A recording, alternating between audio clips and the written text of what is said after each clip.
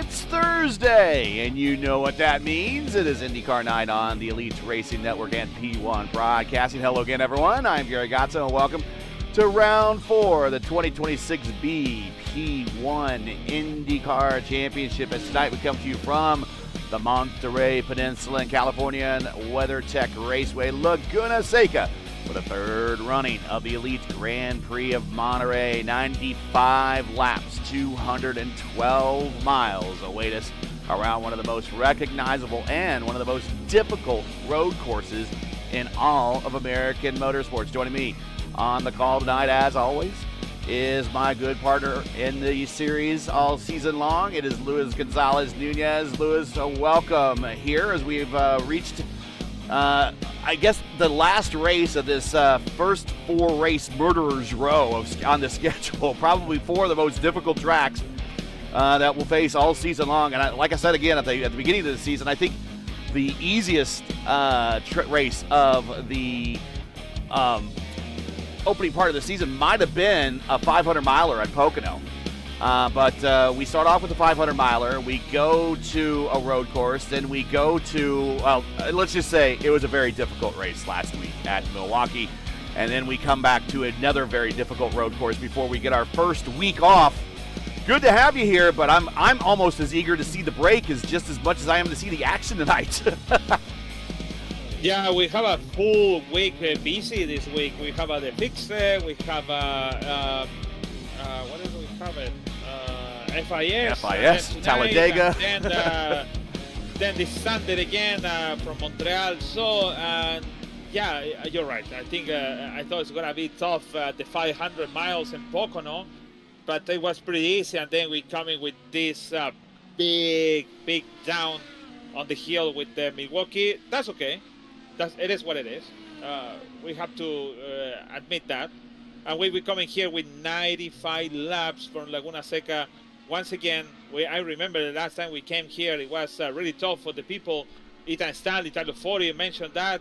And now we're back on this track. When remember people like Casanardi, Odegochi Rodriguez, and some others make names not for the good way, but anyways, when we come in on this track, always remember people around. They are not here anymore. So, but yeah, I think it's gonna be a really tough. We have a less people, 24 people, at least. So not like a 40 people we see in Milwaukee or 35 in Portland. But I think it's gonna be a good race. I hope for everyone. Like for example, Brian Blaman is now for the poleman. So far for now, with 4 minutes remain.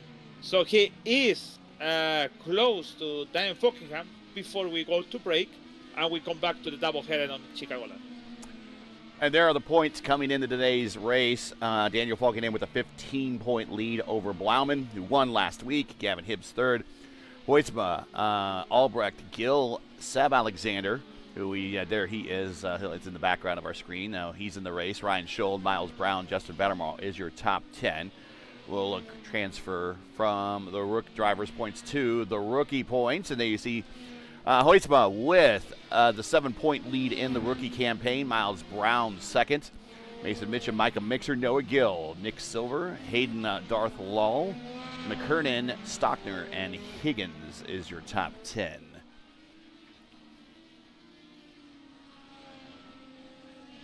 We are in 2 groups currently. The second group is on the racetrack right now, qualifying. As you mentioned, Brian Blauman on the provisional pole at the moment.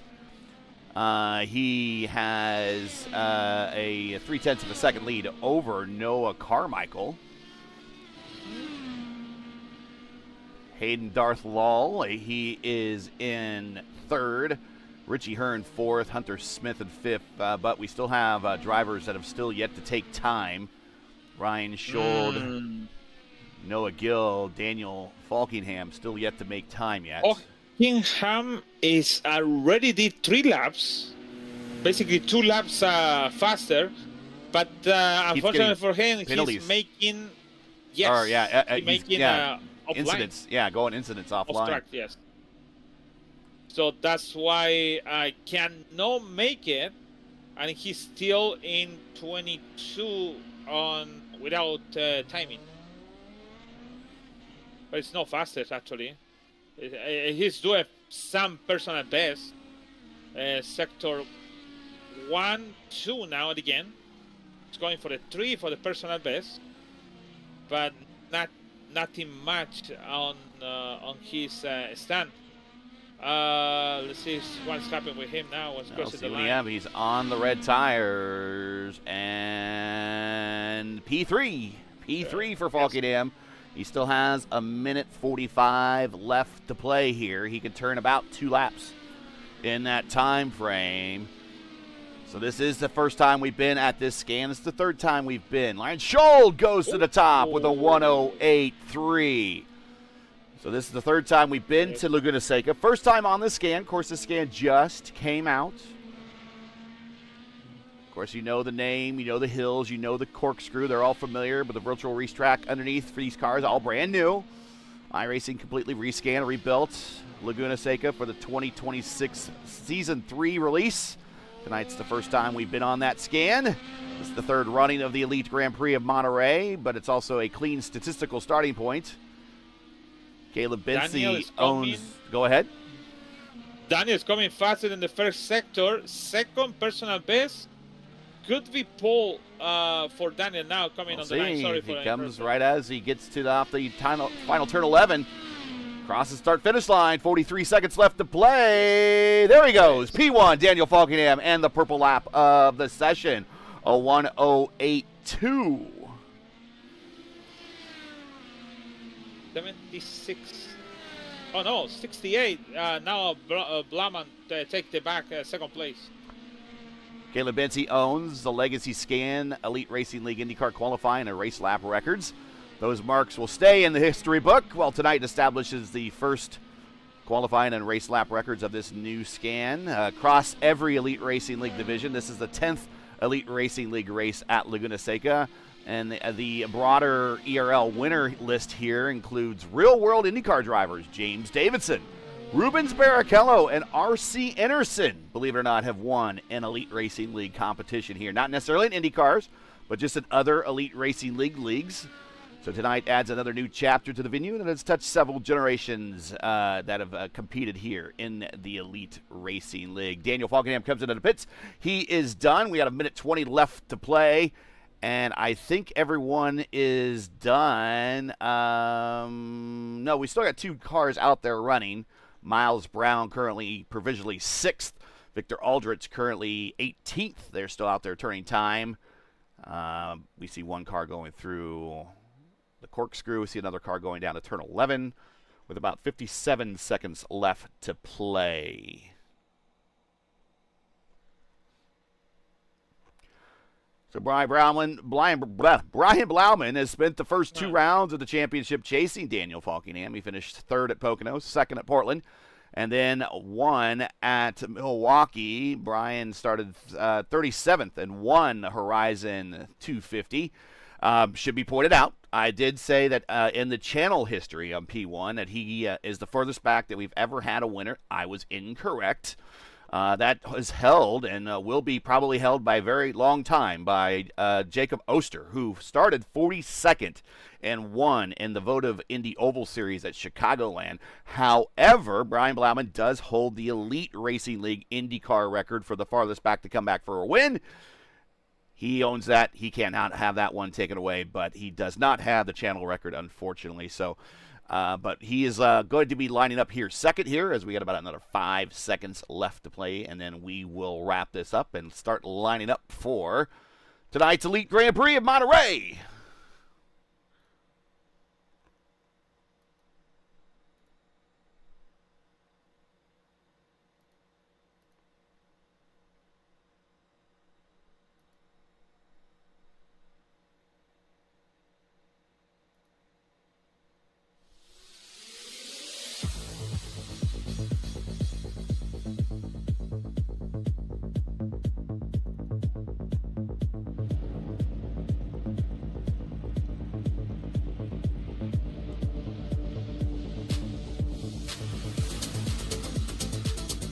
As we are now starting the grid up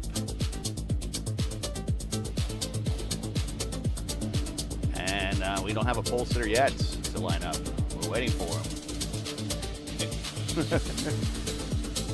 We're not going anywhere without him, that's for sure. Here you go, your starting lineup. Daniel Falkenham with the time of 1:08.2 versus a 1:08.3 for Brian Blauman. That is your front row. Ryan Schold, Noah Gill, third and fourth. Seb Alexander, who has won here in Velocity Online Racing IndyCar Series competition. He lines up in row 3. Right next to him is Miles Brown. Then we got Noah Carmichael, Hayden Law, Richie Hearn, and Lucas Hoytsma. That is your top 10. Hunter Smith, Chad Frankenfield, Dan Morera, James Watson, Victor Aldrich, Craig Forsyth in row 8.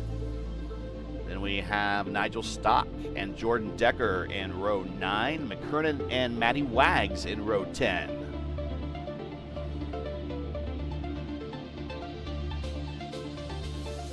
Chris James, Mark Reblis back in row 11, and Nigel Camargo back on row 12.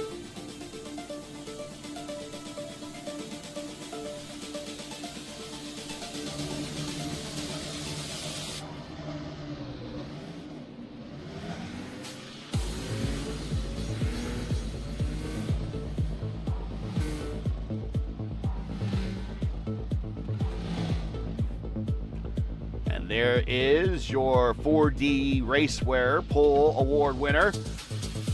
They sponsor the Pole Award, 4D Racewear. Check out their line of made-for-sim racing gloves, shoes, and apparel. Visit them today at 4dracewear.com. Link is in the description. I want to thank them for their continued support of the Pole Award here in the Elite Racing League.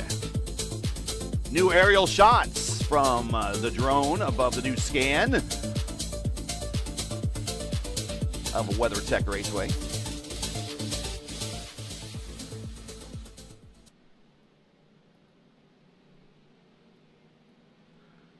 As we have the full pace lap here tonight. Plenty of time to get us lined up and ready to go.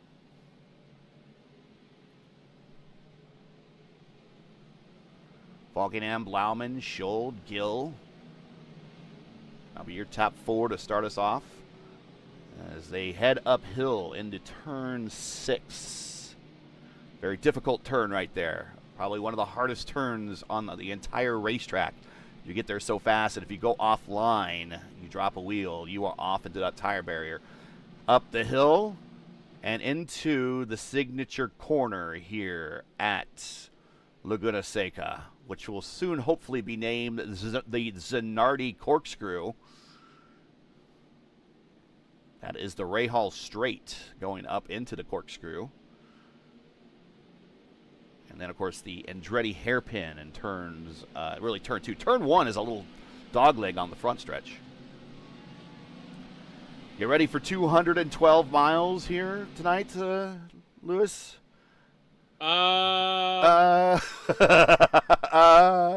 Sure. I'm ready. I'm here with. Gil has a. Gil's going to be starting from pit road, so Ryan Schold going to be having to row all to himself, getting ready to go green. Green.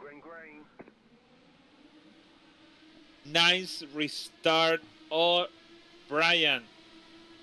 At least keep it side by side.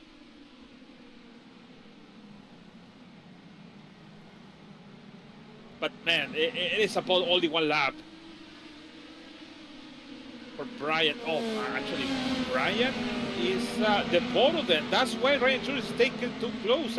He is Brian Brown. Oh no, Brian. Oh, Ryan Schold, sorry, he lose a little bit time out there. Oh, he almost lose the car. There we go, side by side with going through the corner. That's Schold and Brown. Oh, Schold loses it. Oh, no, he's going to go into the wall. I think he keeps it out of the wall, but he loses a ton of positions. We have another car off down at the bottom of the hill.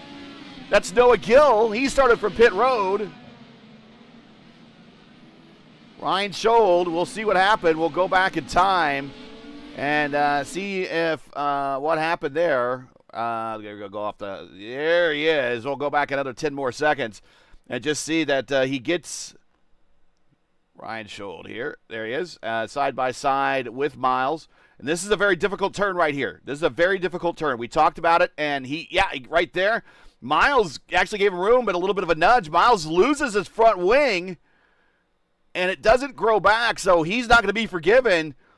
And I don't know if Ryan Schold has damage or not. I don't think he have a damage. Just had dirty wheels. Let's see what's happening on the end.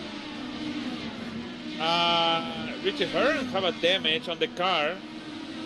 Yeah, Richie Hearn, he's missing the front wing. So a little first lap chaos here. Miles Brown, he is fixed. He is back rolling right now. Have a contact with Chad Frankenfeld because Miles Brown is coming to the pit and Chad didn't realize he's coming to the pit slow with the front wing damage. So a little bit of a chaotic first lap, but we'll reset everything for you. Let's get you the tree. There you go. And as you see, the first two cars are on the prime tires. Seb Alexander, Carmichael, Daniel Falkenham sets purple lap there. Seb Alexander betters the purple lap. Carmichael, Frankenfeld, and Watson all on the red sidewalled tires.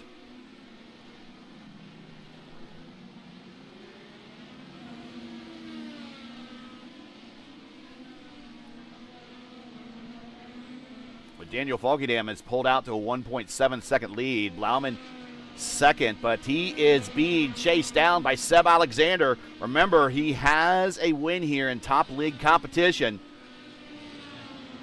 He has a good feeling of this place. Now, that was the older scan. Don't know how much different the newer scan is. They come into the corkscrew.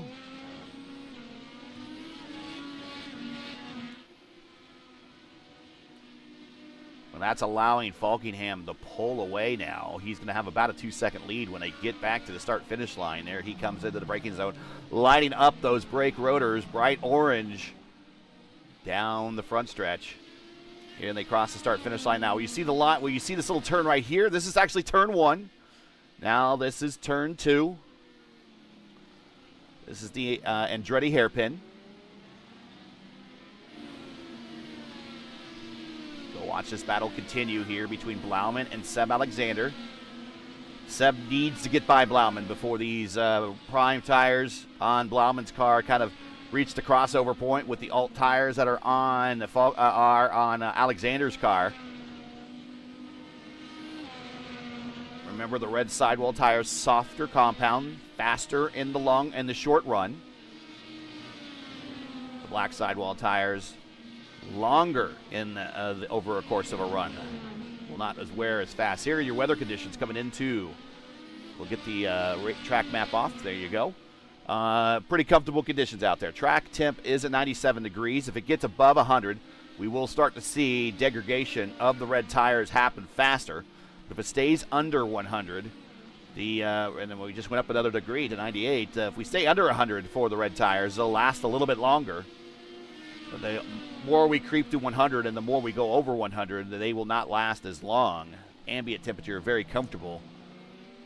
Coastal temperature here in California. Black flag for Ryan Schold is coming into the pit because the incident on turn 6, I think it was the incident, yes. We contact with Miles Brown. So he has a drive-through. So that's just making his day already to start. He was looking good with a nice qualifying effort. And now just making a long day longer. But he's going to pop out again with Miles Brown. So I'm sure memories run long for both these drivers. And now they're in direct contact with one another on the racetrack. Although I think at this point it might be in best their interests to work together and just try to make as best laps as possible while they have a clean racetrack. Noah Gill, Chris James at the top of the corkscrew. Definitely Daniel Falkenham is in another league because he is 6/10 faster than Seb Alexander. Well, Seb Alexander on the inside of Brian Blauman coming into turn 3. Here's turn 4. And Seb Alexander passes Blauman to go up the second step of the podium. Now see if he can pull away and try to run down Daniel Falkingham a little bit. They can do it because they have the fastest tires on the car. So you're gonna start to going for them. Now it's 4 seconds between each other. Could be anywhere between a 2 or a 3 stop, depending on how your mileage is running here today.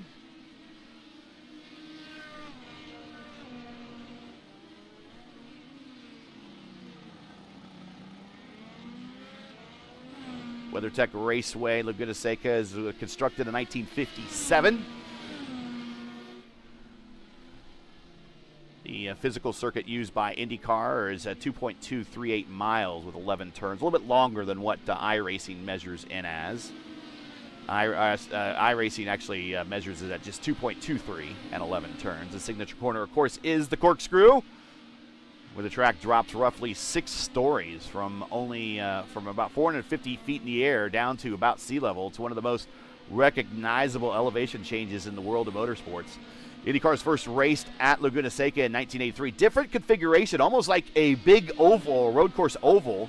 You have to go back and watch those old races. It wasn't a very technical race course. About turns 1, if I show you here on the map, on the track map, turns 1 and 5 are connected like this. So none of this inside turn 4, turn 3, none of that, none of that. And they added that later. But Bobby Rahal dominated this place in its early days. Won 4 consecutive races from 84 to 87. Danny Sullivan won in 88. Rick Mears won in 89, and Danny Sullivan returned to victory lane in 90. And, of course, the track's signature IndyCar moment came in 96 when Alex Zanardi attacked and passed Brian Herta through the corkscrew on the final lap.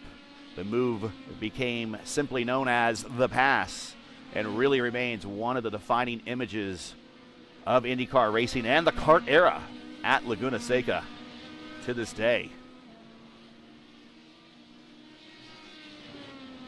One of the free. Go ahead. Oh, sorry. No, it's just it's on board in 1980, 87 actually, with Geoff Brabham. He have a problem with the visor or something like that, but you can see the old configuration that you're talking about. Pretty fast, man. It is pretty intense. Just turning to the left for many laps, and just you have some brakes and turn 7 and 8 with the corkscrew, and then all the stuff. The Bravo line. Oh, Scholl going through the bottom of the corkscrew, loses again. And he has to back it up, and he's just having himself a frustrating race right now. Hayden Lowell and Hunter Smith, teammates to Ryan Scholl. This is for 7th and 8th position. Which one of those names that I mentioned is a former winner here, Rick Mears in 1989. That was his 7th and final road course race for the Oval experts here at Laguna Seca. He is remembered, as I said, an Oval legend. Of course, he that is championed by 4 times at the Indianapolis Motor Speedway, 3 national championships, and finished his IndyCar career with 29 victories. But that reputation cannot hide how complete he was before injuries changed the shape of his career. 7 of Mears' 29 victories came on road courses. The final one came here at Laguna Seca. But Rick Mears also won at Riverside, Watkins Glen, Mexico City. Had a very good record at all 3 of those tracks, as a matter of fact.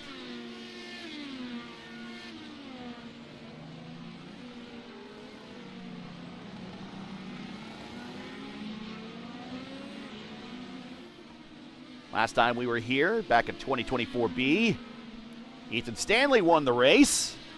He started second and won the second running here by 4 seconds over, more than 4 seconds over Caleb Bency, former 500 winner. Adriano Pinero very quietly finished third. 24 drivers made the official race. No cautions. This time, strategy and traffic produced 3 different leaders and 7 different lead changes. First time we ran here, back in 2021B. Adriano Pinero won that race. Started from the pole, led all 95 laps, beat Henry Bennett. Lewis, he beat Henry Bennett. You know you're doing good if you can beat Henry Bennett. He not only beat Henry Bennett, but he beat him by 26 seconds, no less. So, oh my God! Yeah, that's a beating. You don't see that very often at all. Not at all. Eric Triano finished third. 22 drivers made the start there. And there were no lead changes. So Adriano Pinero, I believe, got the that might have been a Grand Slam victory for Pinero. He won the race, led all the laps, had the fastest race lap, and won the pole. Might we see a Grand Slam victory for Falkingham? Frankenfeld would like to see a Grand Slam victory, that's for sure. But Falkingham, he would like to see a Grand Slam victory. Now, again, the Grand Slam, if you're not familiar with the Grand Slam, it's more of a Formula One term. It's more of a term I have adopted for our IndyCar broadcast, but a Grand Slam. And you might be able to talk about some of these Grand Slams you've seen before in Formula One racing. I know that Michael Schumacher had a ton of them, but it's leading every single lap of a race, starting from the pole, having the purple lap during the race, and winning the race. Those are the 4 key statistical categories you must conquer to get the Grand Slam on a race. And you don't see it very often in IndyCar competition. In fact, the last time I think we had it here happen in the Elite Racing League, Lewis, I think it was Ethan Stanley, and I think it was at Sonoma about 2 years ago. Oh yeah, with that race, with the controversy race, I remember that also too. I think it can be Silverstone too on the. No, I think Silverstone. No, I think it was close for Danny Falkingham. But yeah, Jim Clark have the most Grand Slam winner in Formula One with 8. Since that, the last one, 1965, nobody can getting close. So Hamilton, Verstappen with 6. And then Michael Schumacher and Alberto Ascari with 5.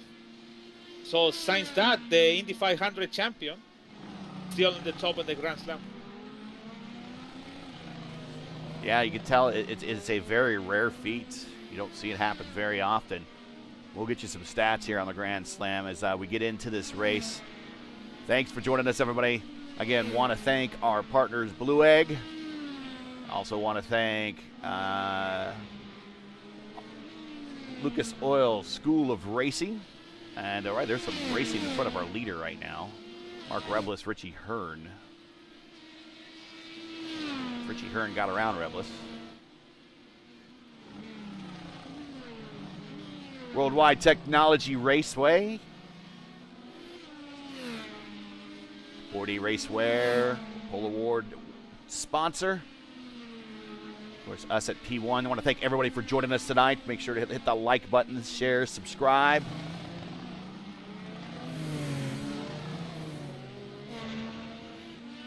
I want to put attention on somebody said on the chat about the Noah Gill. Sure, he have a penalty drop to end after when he did on Milwaukee. I think it was an incident with Ryan Schul when he dive bomb and turned 3 when he passed 2 cars, and then they have all these incidents over there. And Ryan Schul was really frustrated and really upset with him. He started on the back of the pack, and now he's 11, not on the front. Sorry, 11. He's in the 11th position. Sorry. Yes, we got the camera on him. He's making laps, good laps. Almost the same as Brian Blowman. It's just 1/10 faster Brian than him.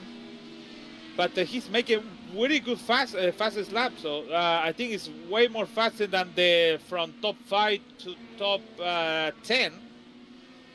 So he's making fastest lap by 0.6, 0.5, 0.8, 9.8, sorry. 1 minute and 9 seconds, point something else. So it's, sorry, I getting confused on myself. But yeah, it's pretty fast at top 5. So it's getting there and it's getting close to Dan Morera in top 10. We'll ride with Gil. To get to a 2-stopper, you got to do about 32 laps here tonight. I don't think anyone will get that far unless we get caution. We're more looking at a 3-stop type strategy. 24 laps about each stint. It'll be 24, 24, 24. So lap 23, 24, lap 47, 48, lap 71, 72, and that will get you to the end somewhere in there. So we are actually rapidly approaching the first of our pit stops, about 10 laps from now.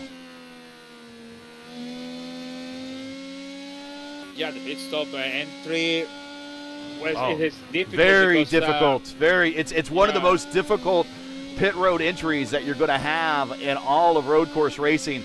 Right there with Barber, right there with Mid-Ohio. It involves a 90-degree turn to get on the pit road.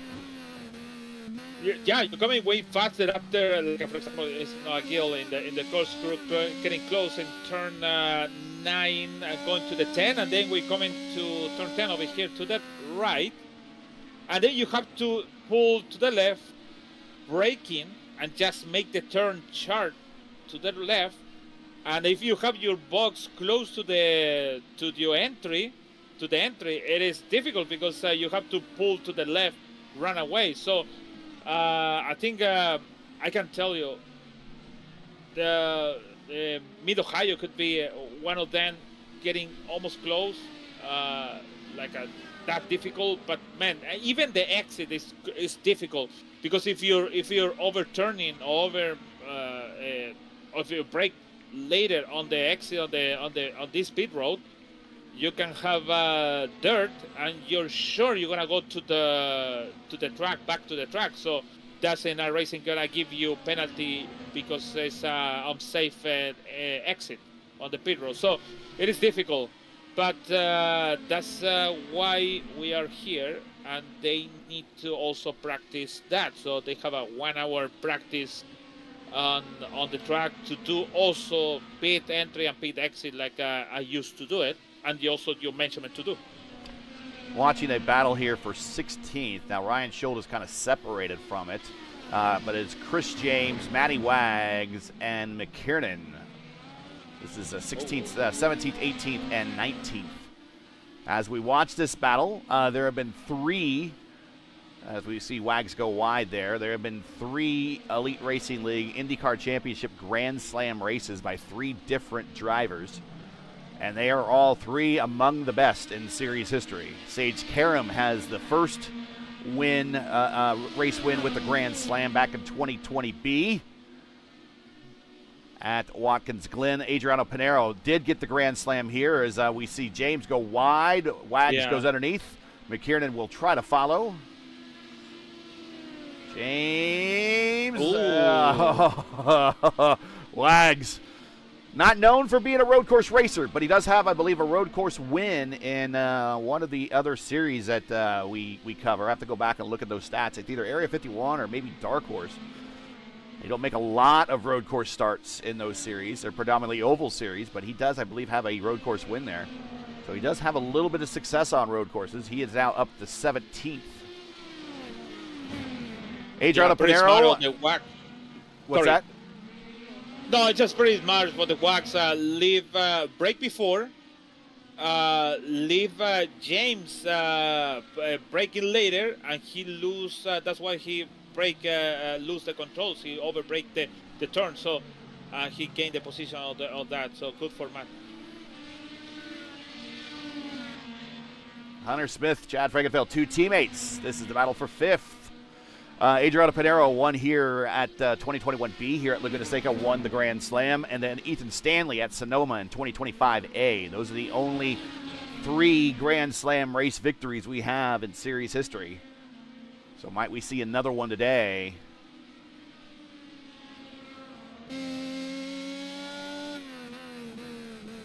riding with Hunter Smith on the button for push to pass.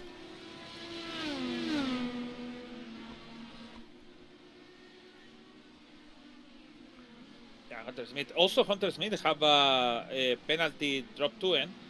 Yeah, he's doing pretty good. Yeah, he's doing pretty good on the track for sure.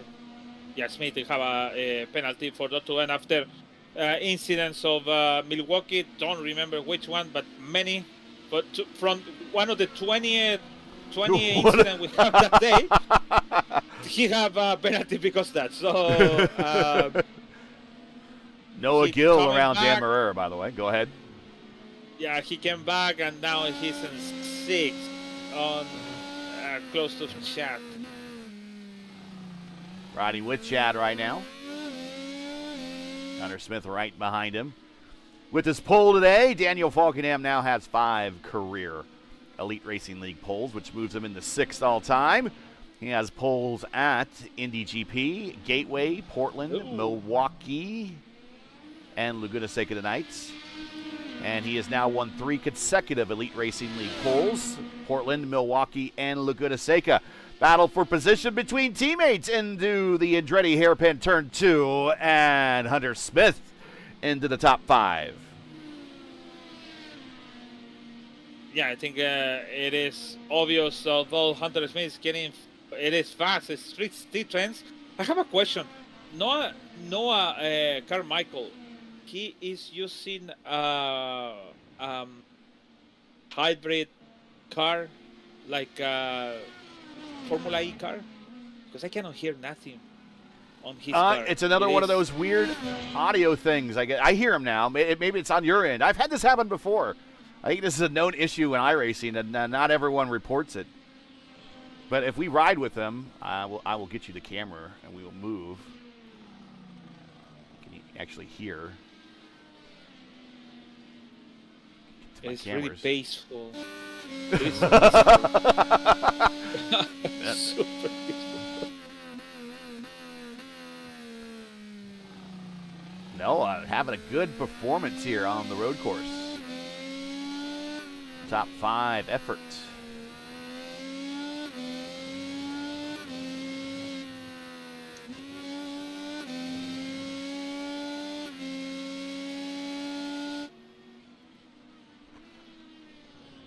When he starts from the pole, Daniel Falkenham, we'll go up to Daniel here. Here he is, because he has reached lap traffic. When he starts from the pole, he finishes first at the Indy GP, 9th at Gateway, 1st at Portland, 2nd at Milwaukee. So if he starts for the pole, chances are it's a top. First of all, it's a guaranteed top 10 right now. That's his record. That's what it shows. 2 wins, 4 top 10s, 3 podiums, 3 top 5s from starting on the pole. Your all-time pole leader here in the series, by the way, is Adriano Pinheiro, and it's really not even close. Pinheiro dominates in Elite Racing League history on the pole. He has 31 pole positions. And the next closest driver, you want to guess who it might be? You probably know who it is, Luis. Just guess how many poles that driver has. No? Oh, I am between Robert. Oh, no. I don't know. You catch me, man. No, it's actually Chad. Chad has the second most poles in league history. I didn't pick that. Oh, sorry. Falkenham gets a little loose coming into the braking zone for the corkscrew, but he gets it back under control. It's Frankefeld. He has 9 poles compared to Adriano Pinheiro's 31. Yeah, Nadia, I told you, it wasn't even close. Henry Bennett has 8. Ethan Stanley has 8. Josh Chin has 7. Daniel has 5. Blauman has 4. Alexis Newsom has 4.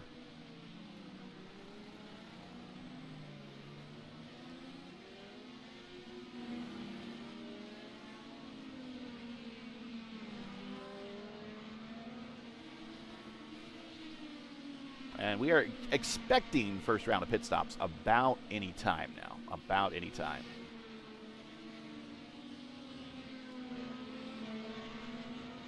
I haven't listened Daniel Falkenham car. At some point on the track, for example, now it's coming for turn 7 and 8, it's lifting. And I think he did on turn 5 also too. So very interesting. He's saving fuel even with the massive gap. Yeah, 7 second seven lead. Seconds. Yeah, 7 seconds. You could do with the freedom of that lead. You could do more things as he's racing now. McKiernan, who's in 17th spot, and McKiernan staying wide. Here goes to the inside. Falkingham wants to get that track position. He does. McKiernan stays wide, gives him the room. And Falkingham on by, putting McKiernan a lap down. So only the top 16 now on the lead lap. Next up is Wags.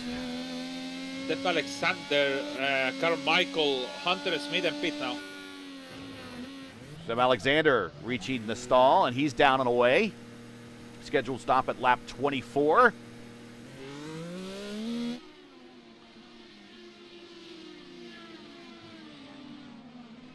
And that puts him right in a 3-stop window. So we expect his next stop to happen right around lap 47, 48.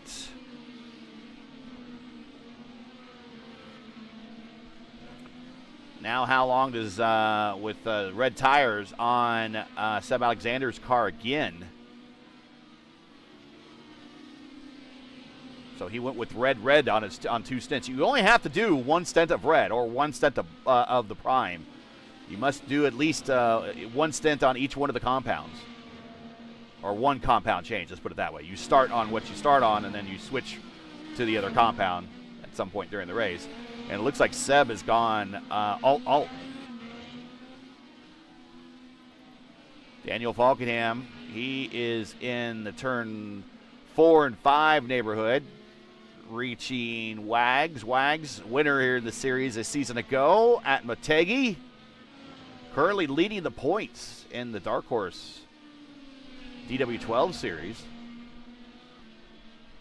And Wag stays wide, lets Falkingham on by. Falkingham into the braking zone, into the top of the corkscrew. And let's talk about the corkscrew. I have not personally got a chance to really race this scan yet, Luis, and I don't know if you have either, but I know you've raced the old Laguna Seca scan. I have. This is one of my least favorite race courses. But the whole corkscrew, getting through the corkscrew and getting to it and through it is very challenging, and the car does not like that rapid loss of altitude that you do at the top of the corkscrew to the bottom. The car really does not like that, and it gets very light through there. Yeah, when you approach after turn 6, first of all, it's turn 6. This is the challenge of the track. It's started from turn 6, you don't see nothing. And then you come in high, climb hill to go for the turn 7 and 8. You don't see the point with braking. You need to figure out by yourself when you're braking, and then you come into the turn to the left, to the right, and when you go to the right downhill, the car doesn't like that. And Alexander, it's purple just lap. when when you accelerate, the car is loose, and you can lose the control of the car. So that's the 3 main corners. You can have a big issue by 95 times on the track. Oh, and here is the turn on the pit road for our leader, Daniel Falkingham. And again, you saw how difficult that was, where you had to do a left-hand 90-degree turn. And now it's 35 miles per hour all the way down to his stall, which is immediately underneath the bridge just about. It was close to the rail. Way close, Daniel Falkingham to hit that. Here's Blauman. So Blauman gets to his stall as Falkingham is leaving. And now Seb Alexander. And I think during that entire exchange, Falkingham did not give up the lead. So he continues to still lead. So again, looking so far, the hardest part of the race Grand Slam is getting that purple, is leading all laps actually. and he has led them all so far. But right now, the purple lap is in command of this guy right here, Seb Alexander, who is now second on the racetrack. This is a note.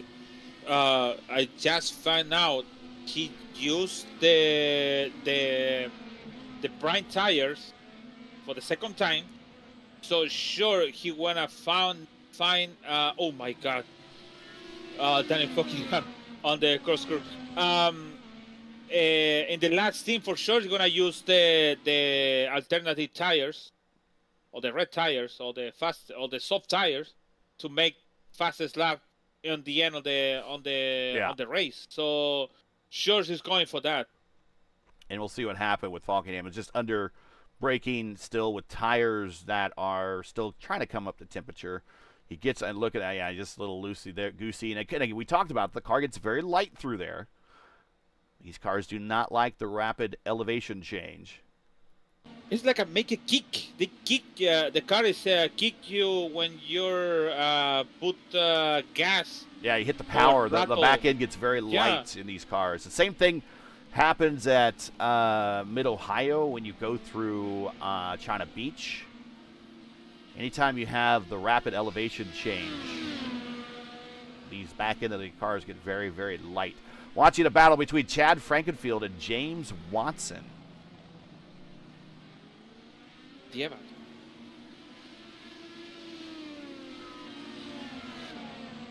There is Andy Evans getting close of Chad Frankenfield for the 6th. But it is fast because he used the softest or the soft tires or the alternative tires on the car, and make him like a 3/10 faster than Chad. So Chad need to survive for over the 20 laps with this tire, and that's difficult because you practice with one tire, and then when you have to race, you have to change your way to driving with this tire. So it's taking at least between 5 to 8 laps to warm up, and then you're going whatever you want. But the soft tires or the alternative tires, is just after 2 laps you're going faster. So, or actually, you're going over the rails, so it's getting close. Oh, no! Wow! He got a good run through the Andretti hairpin, James Watson did. He is all over the attenuator now of Chad Frankenfield. He's not in a good passing zone. Oh. Now, when he gets down to the end of the straight, if he can get to the inside of turn 5, he'll be in a good passing zone. But still, Falkenham has a little bit of an advantage through turn 5, now uphill, and you do not want to pass to the inside in turn 6 here. We saw that at the start of the race. And now uphill, and we come into another kind of blind left-hander, which is the start of the corkscrew. And again, not in a position to pass. Car gets light right there. Remember, that is the signature shot of IndyCar Racing 2. If you ever have played that old game, we've talked about it. I've talked about it a number of times here on the broadcast. If you see old box art, that was at the top of the corkscrew. In fact, I got my CD, my old CD of it right here, Lewis, if you can believe it.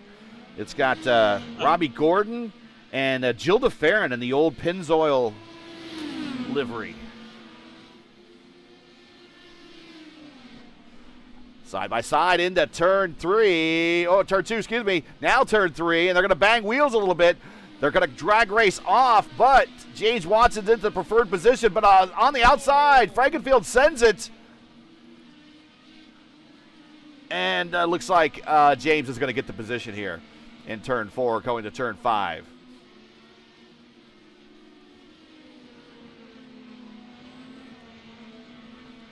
To find out why Miles Brown have a black flag.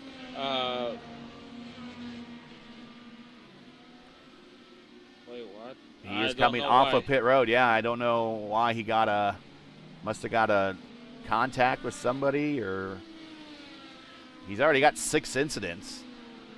Hunter Smith has 11, and Ryan Schuld has 10. We saw that Ryan Schuld especially has had a bit of a rough race. Mark Rebel is 13. Okay, I find out. He didn't call pitted out or pitted. Well, he didn't call the out of the pit, so that's why he got the penalty.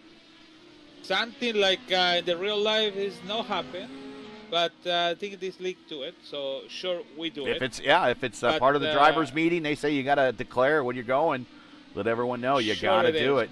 And that can be done a couple different ways. You can do it on the radio. Some leagues prefer the radio. Some leagues say, they don't like all the radio chatter, and you can actually program a button that will send messages and chat to everybody. Say pit in, or you can put custom messages there.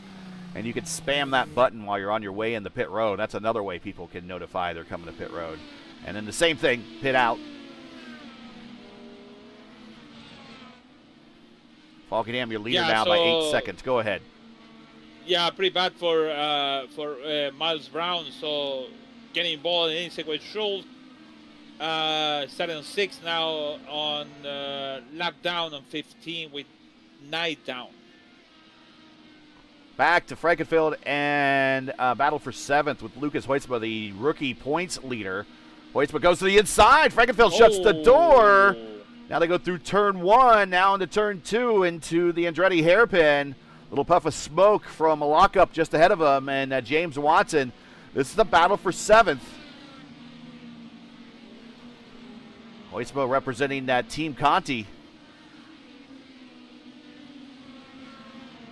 Watson around slower traffic. Yeah.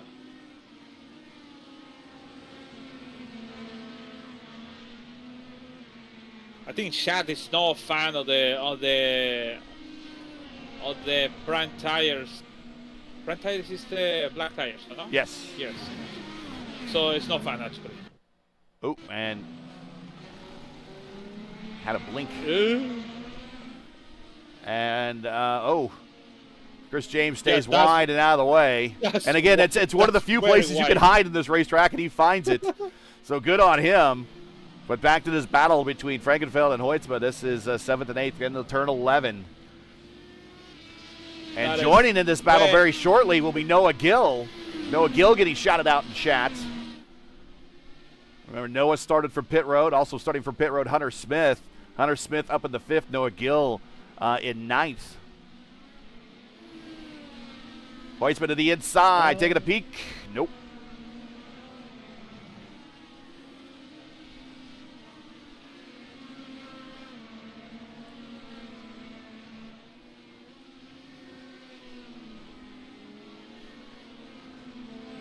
Chad getting a good run off of turn 5 uphill.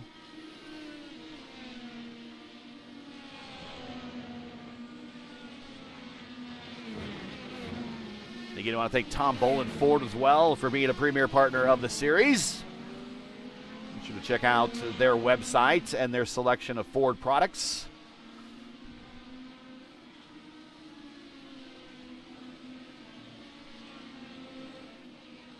Let's go through the field real quick, and we'll probably start leading into our first commercial break, as we're about almost to the halfway point already. Daniel Falkenham has led from the offset. He's your pole sitter, and he is also your points leader, and he has led them all so far to this point. And he's en route to a victory if he can bring home the other half, other 2/3 of this race. But I guess the big story for him at this point is, can he get the Grand Slam? And he does not have the purple lap at the moment, because the purple lap belongs to this guy, Seb Alexander, with the Satellite Rogue Alliance, technical alliance of teams. Former winner here in the Velocity Online Racing IndyCar Series. So he has raced here in league competition and has won before. He is second. Brian Blauman looking for another podium finish, and this is really what he needs in order to continue to keep pace with Daniel Falkenham. But at some point, as we start getting into these later rounds, Lewis, he's got to do more than just keep pace. He's got to beat Daniel. And despite beating Daniel last week, Daniel was still able to get key bonus points to extend his lead in the championship. We went into last week at Milwaukee, 13 points point lead was Falkenham, and he leaves finishing second. He leaves with a 15-point lead. Yeah, I think the race on Brian last week when he did in Milwaukee. Sorry, Milwaukee. Yes, it was pretty good. I think the strategy he did, it was good. At some point, miracle, he had the caution flag, and iRacing give it back to him the position. So he kept the position and he won the race. And I think, like you said, consistent. We're there side by side in turn 6. Sorry, it's Hoytsma and Frankenfeld uphill going into the corkscrew side by side, and neither one of them giving each other an inch. And Hoytsma's going to spin out, and he clips the wing. His wing is lost. Frankenfeld's wing is damaged. We saw a scuff mark. I don't know if he's being forgiven. And Noah Gill's there now.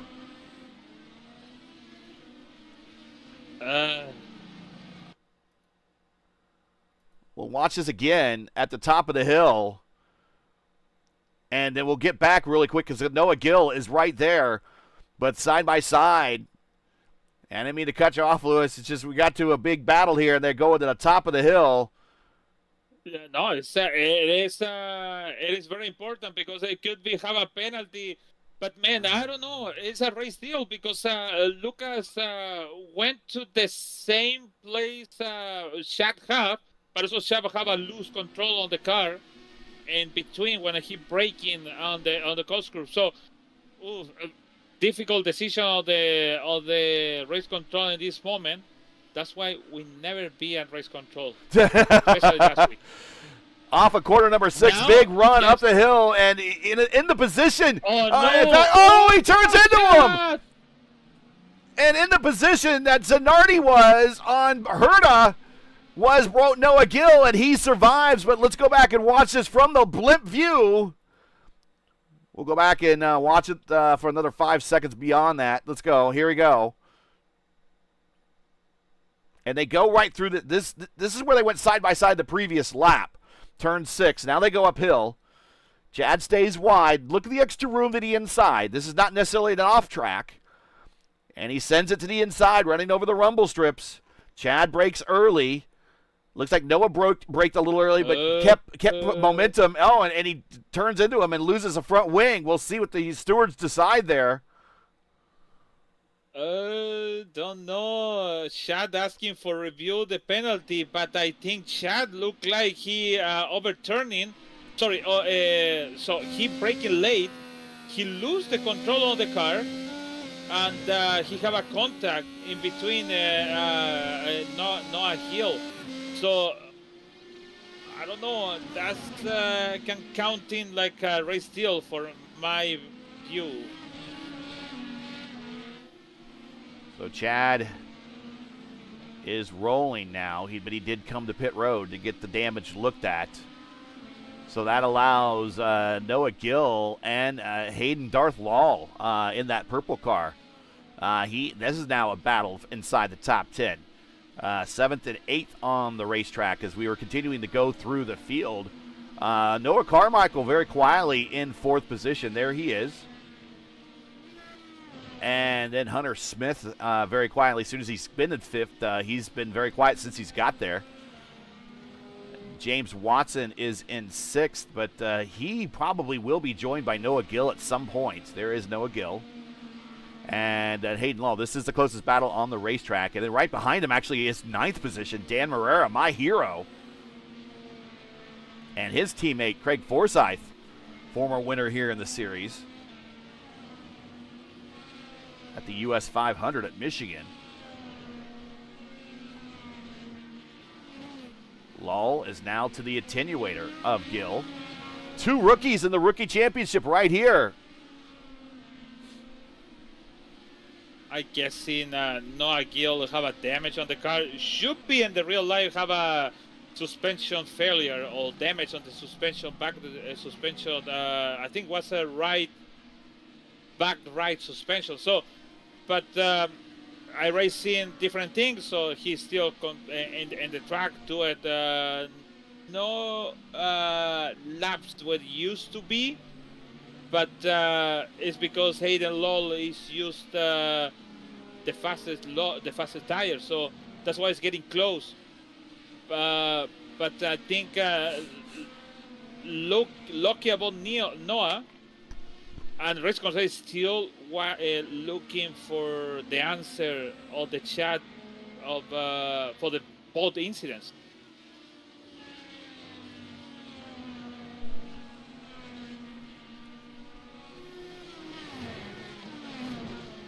So we watch this battle. Oh, It's kind of calmed down right now, but it's between Gil and Law. By the way, it is crazy, but you can see that the only person with 0 incident is Brian Blumen. The only one. And he goes around Miles Brown there. Yeah, and the next one is Nigel Stock in 17. So the rest of the field with over 3 or 2 incidents. It's almost like the race within the race is who can finish with the least number of incidents. And that's easier said than done here. This is 95 laps of hitting your marks every single time in a very narrow racetrack. This looks like it is a wide racetrack. Let's ride with Brian Blauman, by the way. Since he has a 0X, hopefully we don't jinx him. But this is it's about a 2-wide car racetrack, maybe 2.5.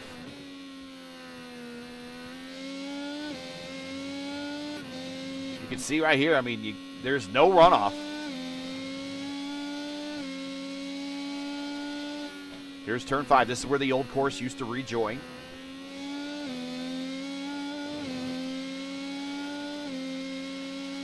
And while we race with him, the current IndyCar Series track record here at Laguna Seca is a 106.4 set by Christian Lundgaard during second round qualifying in 2023.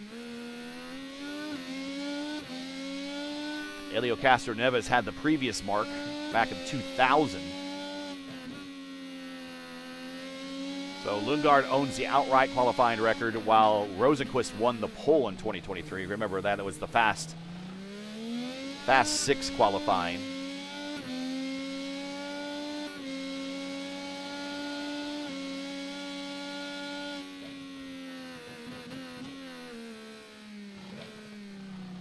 Again, very smooth racing by Brian Blauman. This is kind of par for the course for him.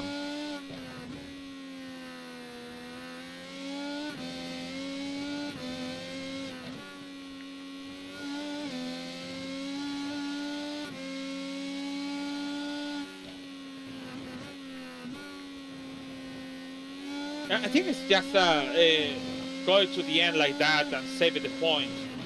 Maybe he knows about the Daniel's gonna win the race because it's faster. But the problem is he didn't expect to be a Seb Alexander in the coming from 5th to start in 2nd and take 1 position on him. But at least the point is finish the race, save the points, and just thinking about it to Chicagoland. It could be good points to recover about this race because remember it happened last season. Danny Fockingham in about 3 or 4 races they have a problems, disaster, black flags. What else? Incident with lap downs. He had a very similar incident at Phoenix that Alex Palou had earlier this season. Remember that? Yeah, so, and also the one is happening in Michigan, I think was Michigan or was Michigan when he come into the pit and he got a black flag for speeding. So there's a lot of things that can happen in about, well, the problem is we're going to go to September. We don't want to have so much races, but after September, after the Sim Gaming Expo, we're going to have 5-6 weeks on the road. From 1 race to Indianapolis 500, and then on the end we have the race on Worldwide Technology Raceway. After maybe 1 week after that, so everything can happen. Everything can happen in about 1 race. Chad Frankenfeld black flag because race control found it. He is the provoked the incident in one of the boats.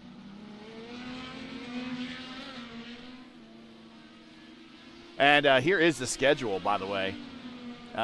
We are in round 4. We got after this, we have a week off, and then we have a doubleheader at Chicagoland, and we go back to another road course at Watkins Glen. Then we go to Las Vegas. That should be a fun one. I think that's our inaugural run at Las Vegas. Then we have some time off. We go qualifying for the Indy 500. We go have raced the Indy 500. Then after Indy, we go to Detroit for our only street race of the season.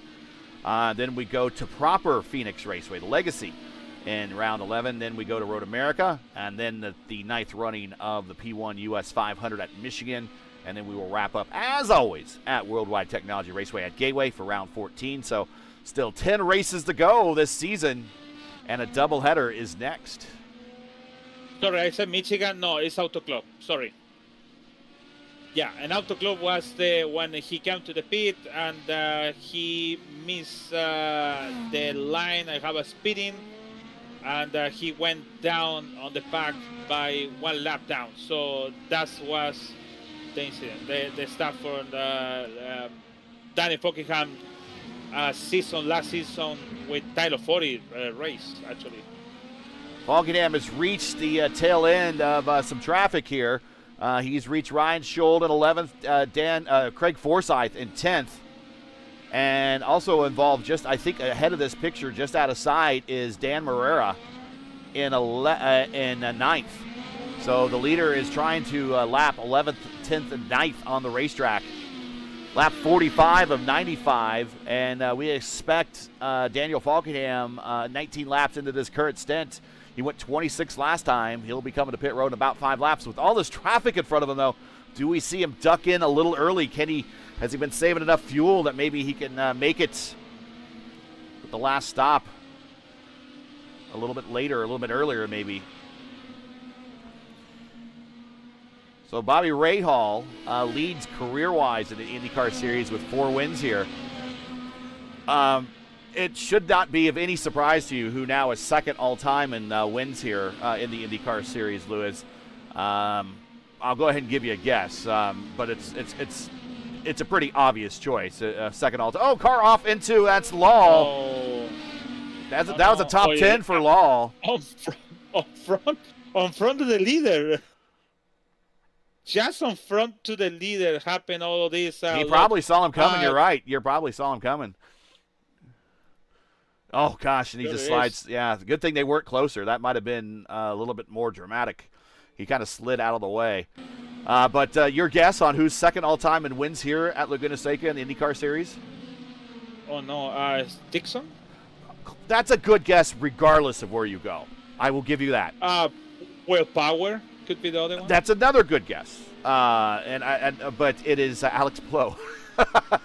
My God, man, that guy really, it is so annoying to hear. I didn't even watch it in IndyCar anymore, so I don't say this. I don't watch it. It's like it is so unpredictable. It's like they catch the car, and that's what Pato Ward said. Oh, nice pass of the Daniel, man. So that's what Alex Pato Ward said. This IndyCar is getting so frustrated because only one person, only one thing catch the magic of the car. That's why he dominated everything. But also, in some point, it's going to be equal, and they're going to start to pull down Alex Palou. But I think when we get to the new car, I think when we get to the new car, I think Palou's still that good, and I think he's still that talented. But I think when they get to the new car, that might change some things up. Noah Carmichael coming off of pit road for his scheduled stop. Yeah, Bobby Rahal has 4. If Alex Palou wins the season ender here at Laguna Seca for the NTT IndyCar Series, we think he will already have his championship clinched by then. He will then tie Bobby Rahal. He has wins in 22, 24, 25. 2 wins here for Danny Sullivan, Michael Andretti, Paul Tracy, Brian Herta, Patrick Carpentier, and Colton Herta. So there's 4 wins here in the Herta family. But Colton decided to go race Formula 2 for no real good reason, I guess.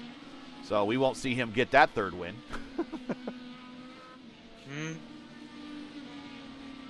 To be honest, James Watson coming to pit road, yeah. I James don't Watson think, spins out, coming around the 90-degree left-hander coming on the pit road. Dan Morera on pit road. Gordon Herta, it is doing no good actually in the Formula 2. Just top 5 on Barcelona. And that's the best result for him. Yeah, he's just doing it to get that super license so he can. I mean, if Cadillac picks him up to go to Formula One, he's just going to be a backmarker. I don't know. Okay, so maybe it's been your lifelong. Everyone has a dream job. That's something that they've wanted to do for their, and maybe that's. I would imagine though, if I wanted to go to Formula One, here is Jordan Decker and Daniel Falkenham. If Formula One was my, we like wrestling, right? And I think the best wrestling promotion is AEW, but a lot of these wrestlers that grow up, they've watched the WWE, and the WWE is kind of like their Formula One. That's their pinnacle of what they want to do. Again, if you were good in basketball, you want to go to the NBA. If you're good in baseball, you just don't want to go to the minor leagues. You want to go to the MLB. You don't want to just play in Japan. You don't want to just play down in the Mexican League. You want to go to MLB. That's where the best play. Maybe that's Colton Herta's dream, that just to drive, period, in Formula One. I would want to, if my dream was to drive in Formula One, I would want the most competitive car possible. Now, maybe he stays with Cadillac. Maybe Cadillac finds something that increases Cadillac's performance, and he could be the genesis and the catalyst of that performance. I just don't think it's going to unfold that way for him right now. I don't think his luck is that good, and I don't think he's that good compared to some of the other drivers that he has to compete with. But we'll see. No, actually, Cadillac is like happened with Caterham at some point, or Spanian, whatever the name it is, or all this minor team. They started and then disappeared because something. Sure, Cadillac have a lot of money; it can stay forever. But the problem is Cadillac with Ferrari engine, and the only good result it was in China, 13 from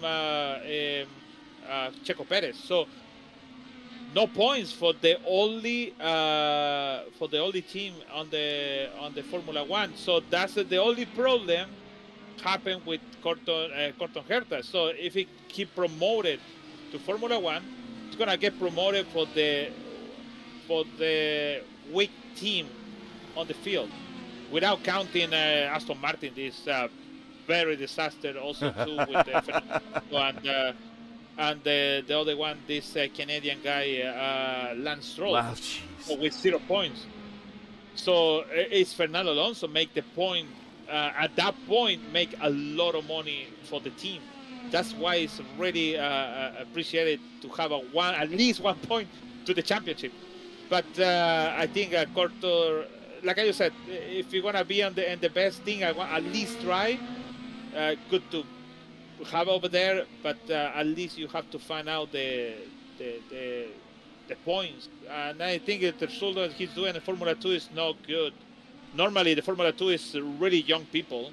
They're coming from Formula 3, and the other ones, Formula Renault and Formula British. This should be, despite the age of the IR18 or the DW12, this should be a step down for him. Although I think maybe in the way that the car, because the DW12 has been around for so long, that actually I think the Formula 2 car might be actually a step up in technology. But you're right. I think he's letting some of his prime IndyCar years go. This is a big gamble. This is a really, really big gamble for him. Mm-hmm. And this is not comparable, I don't think, to when Michael Andretti went to McLaren. Michael Andretti left the top ride for a top ride, and here's Daniel Falkenham coming to pit road for his scheduled stop. Oh, he bounces off the curbs. I don't compare it to what Michael Andretti had. What he had, he went from a top ride to a top ride, but for whatever reason, he just didn't perform well. and they didn't give him a lot of time to really mature and try to get better. They're just like, okay, well, you've been into this thing 9 races. You're not doing very well, so we're just going to let you go. And that was that. And then a year later, he's back actually racing a Renard for Chip Ganassi Racing back in the IndyCar Series, where he really should have just stayed and belonged. But I think he had a goal of wanting to be like his dad, and he wanted to perform on the highest level of Formula One. And I don't know, I shouldn't say the highest level is Formula One. That makes it sound like IndyCar is a step down. I think when it comes to racing, I think when it comes to racing diversity, in terms of everything you race on, IndyCar is the highest level you can race on. Ovals, street courses, road courses. You can sit there and shake your head at me all you want in chat. That's fine. But until we see Formula One racers saying, "Oh, I can't race on an oval because that's too dangerous," that's BS. Okay. So I still think IndyCar racing is the most diverse form of racing by far, with all the different road courses, different style of courses. But it is pretty clearly with Formula One and the marketing machine that Formula One has, they have definitely painted themselves and shaped themselves into the highest level of racing on the planet, much like everyone kind of considers, like we said, WWE the highest form of wrestling on the planet, even though I think AEW is better. No, it's like, for example, like Mario Andretti, when he went to US to Europe for go for the Formula One, and then he started in USAC, but the problem is he went to Formula One. He was a very bad season from 68 to 76. Then 78 he won't become a champion, and then he went down the hill again, and he decided to come back to USA to maybe give it a try again. And I don't think Mario's mind ever left IndyCar racing, because of course he kept coming back for the 500. I mean, he never missed one of those. So I don't think Mario, his mind ever left IndyCar, and I don't know if maybe Colton's has left. Here's Lal to the inside, up into the corkscrew with Seb Alexander right behind them. P2 on the racetrack, and that is a battle for position, and Lal goes ahead of Craig Forsyth. That is for 11th and 12th. So move Lal up to 11th with Seb Alexander right behind him. I don't know if Eddie Cheever. Eddie Cheever. Well, Cheever went from Formula One to IndyCar and never went back. And he never started in IndyCar and went to Formula One and came back. But you look at the drivers that went and came back. Seb Bourdais. I don't know. Rossi? Rossi was a test driver. We're again watching Seb Alexander. Here is right in front of him. That is Hoytsma, 11th. As Speed? Speed, yes. Speed he did some Champ Car World Series stuff.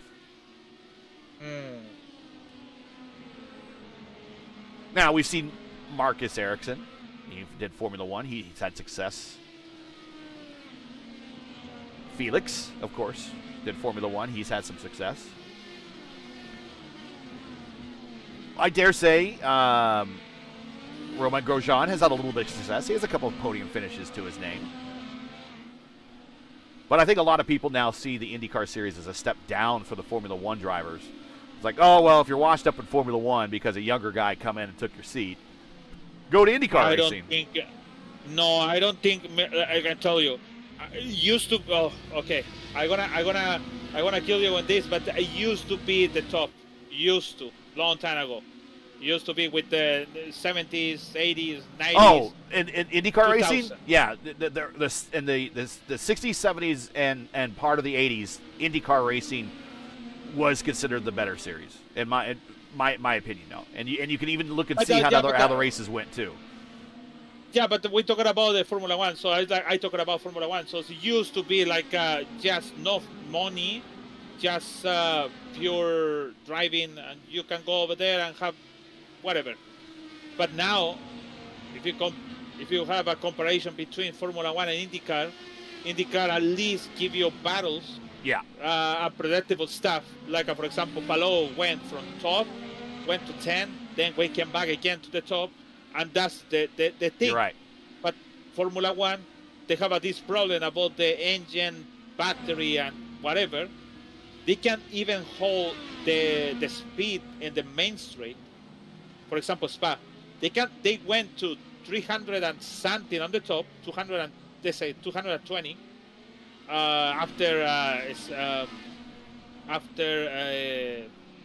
the main straight, one of the back straight on the Spa. I forget the name actually. Whatever. They went to 220 to going down to 200. So it is really, really sad the way Formula One went from one thing like 20 years ago to now don't sound nothing, and even the car is you have to press too many buttons to. Yeah, we're getting that way here too. We're getting that way here in IndyCar. I mean, and I will give Formula One this. They at least consider. They at least encourage constructors. And it used to be like that in IndyCar racing a long time ago, where you would have different chassis on the grid, and now it's just all Dallara. I mean, there used to be Lolas, there used to be Marches, there used to be Renards, Swift chassis, Galmer chassis, Penske chassis. But the good thing about IndyCar is still cheaper. For the people want to watch it, it is cheaper. That's why we want to watch it. You don't have to pay $1,000, $2,000, $3,000 for a stupid seat. You don't see nothing. And also, FIA is not involved to decisions about to make this, make that. It have to be like this. Some people would argue Roger Penske used to be involved, but yeah, but it's not like that massive stuff, like that massive involved. Like right. The car have to be like this, and that's it. They cannot change it. And then at some point they mess with the car, so it's not. That's why Max Verstappen. Yeah. That's why Max Verstappen started to find out that it's better to go to GT cars when he went to the 24 hours on Nürburgring. That's a good point. Good point. Yeah, he decided to this is not Formula One. Fernando Alonso, he's doing it just for money or just for development of the Aston Martin. It's not just for fun. Even that, I don't think it's like for example, Isao Salazar said, used to be just for experience and how you're good on the car. Now it's just for money. If you have the money, you're good. Yeah, just buy your seat, and that's been a problem that IndyCar's had since the 90s. Yeah, with the seat buying and all that. Asking Pastor Maldonado, man, the guy is pretty bad. But they have the petrol, Venezuelan petrol, or the big company of the diesel stuff. Yeah. In Venezuela, and the government pay him to stay for 10 years, and he only won one race, and the other races just wrecked everyone. So, yeah. All right, let's do a real quick reset here as we go through our buying some time here to talk about other things going on in the world of racing. Daniel Falkenham is your leader. Seb Alexander is in second. We were just watching a pretty good battle in the mid-pack. We'll go through the field.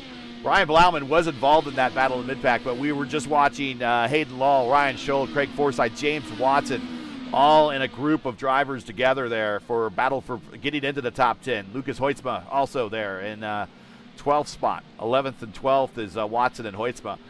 But that's all right there with the leaders coming through, and Brian Blauman trying to fight his way through. He is third. Noah Carmichael very quietly in fourth. Hunter Smith very quietly in fifth. But Noah Gill is right there, and that is going to be interesting because Daniel Falkenham is in the neighborhood. So we'll continue watching this. Dan Marrera, is seventh. Or I guess it is Daniel. Hayden Law is in eighth. Ryan Scholl, ninth. Craig Forsyth, 10th.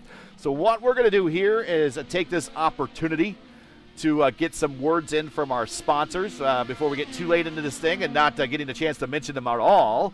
But do want to thank Blue Egg Marketing, Lucas Oil School of Racing, Worldwide Technology Raceway, and Tom Boland Ford.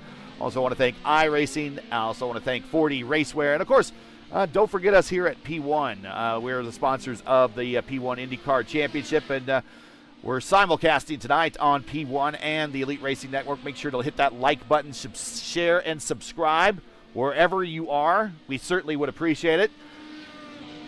Having a nice showing tonight on P1. I think we're having a nice showing right now also on ERN, so thank you for the concurrent views. And what we'll do is we will get a word in from our sponsors, a little side-by-side action. And we'll be right back at the conclusion of those ads and to bring you the finish of this race and probably next round of pit stops here in about the next 10 laps or so.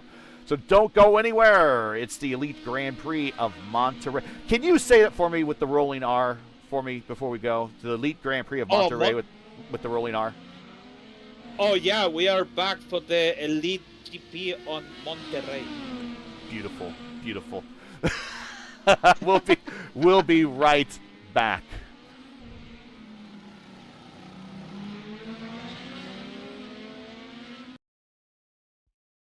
Racing isn't easy, but experiencing it is. iRacing puts you in the driver's seat with the industry's leading sim racing game. Drive on laser scan replicas of the greatest racing circuits from around the world. Go head-to-head against other drivers chosen by skill-based matchmaking to ensure competitive racing at every level. Compete across all your favorite series. In officially licensed cars, engineered to deliver the most accurate driving experience possible.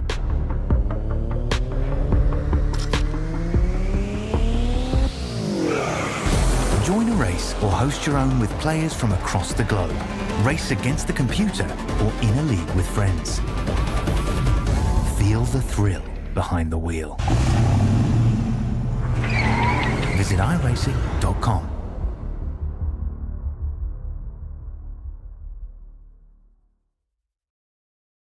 Blue Egg Marketing. Rev up your business with Blue Egg, your marketing pit crew. Turbocharge your lead generation with experienced drivers that can navigate the competitive track to connecting with your customers. With Blue Egg, you're always in the pole position, leading your brand towards victory lane. So don't spin your wheels, accelerate success with Blue Egg, fueling small businesses to win big.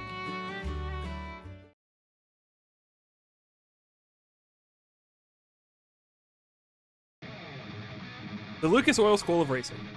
Simply stated, we are the professional ranks where the quality of the equipment often dictates the outcomes, and all of our cars are designed to perform and race as close as humanly possible. None of our competitors will have an advantage from engineering tactics. Rather, you will compete on a completely level field with a score of immensely talented up-and-coming drivers, all pushing each other to reach their new heights in their respective pursuit in becoming a professional race car driver. Every year, our top-performing graduates move on to the professional racing ladders of IndyCar, F1, and IMSA. Whether drivers compete in 1 or 2 seasons of our series, when they are ready to move on, they are ready to move. The training you receive in our school is an unmatched, unforgettable, first-class education combining the very best racing instruction and education.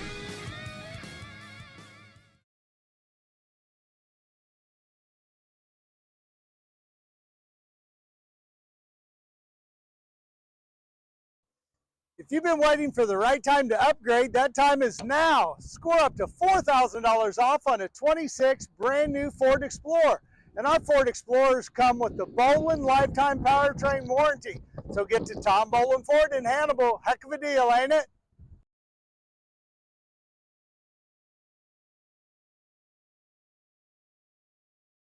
Before anyone else was talking about it, we were building it. Sim Gaming Expo, America's original, community-driven, multi-genre simulation gaming event. Experience the latest hardware and tech, meet creators, watch live competitions, and celebrate your passion with fellow sim enthusiasts. Join us September 18th to 20th, 2026 at the Schaumburg Convention Center in Schaumburg, Illinois.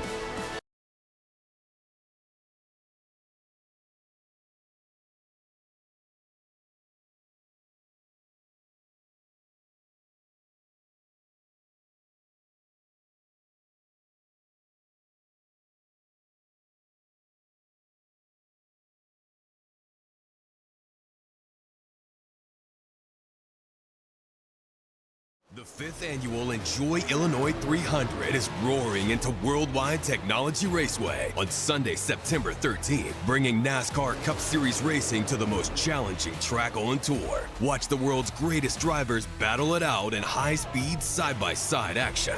But it's more than a race, it's a full weekend experience. Whether you're a lifelong NASCAR fan or just looking for an unforgettable gateway getaway, get your tickets now at www.raceway.com.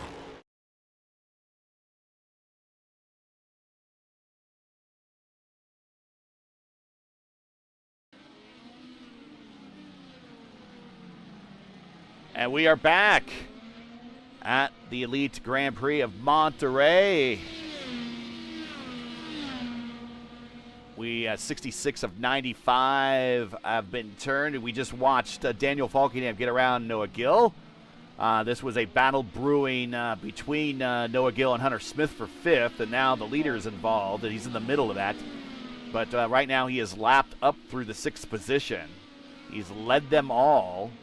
He does not have the purple lap. We suspect when he comes to pit road, that is Daniel Falkenham right there.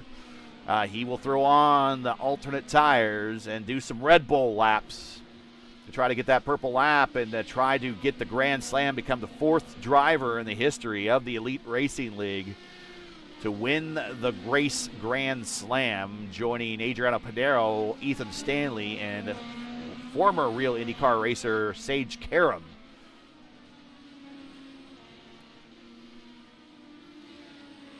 No, it's like Karam is in the Xfinity series. What is the name now? The O'Reilly, yes.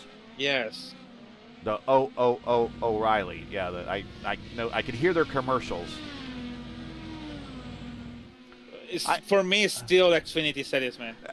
So a lot of people, for me, it's the Busch series, always the Busch series or the Grand National series. In fact, I wish they just kept the name Grand National.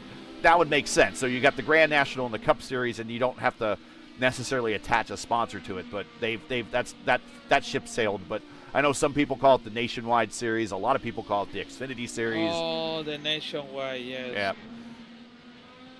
Yeah. But as a generic term, IndyCar has coined the generic term IndyCar now to be the series, but for a generic term for that series, I would look at slide through there. Wow, I would just call it the Grand National Series. That makes the most sense.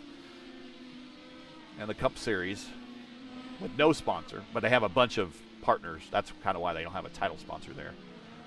They have a bunch of other sponsors that are willing to spend money. Don't get me started on that. Anyways, NTT has been a good partner of the IndyCar Series. I will say that for NTT. And I think at some point they are up for renewal here soon. Should probably ask Google when NTT's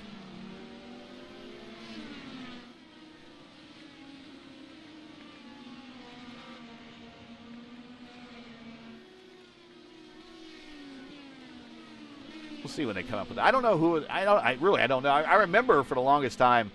Think about the other. It's the PPG the PPG World Series. A lot of people forget about that. As Hunter goes to the inside. Yeah. Oh, he almost loses the control. Yeah, he stayed with it though. So believe it or not, the very first title sponsor for the IndyCar Series back in 1971, I think it predated Winston's involvement with NASCAR, was Marlboro. Did you know that Marlboro sponsored the USAC Championship Series in the early 70s? Huh. And the reason why they only did it for 1 year and they didn't come back for more, is they expected some exclusivity when they became the title sponsor. They didn't want any other tobacco companies to sponsor in the series.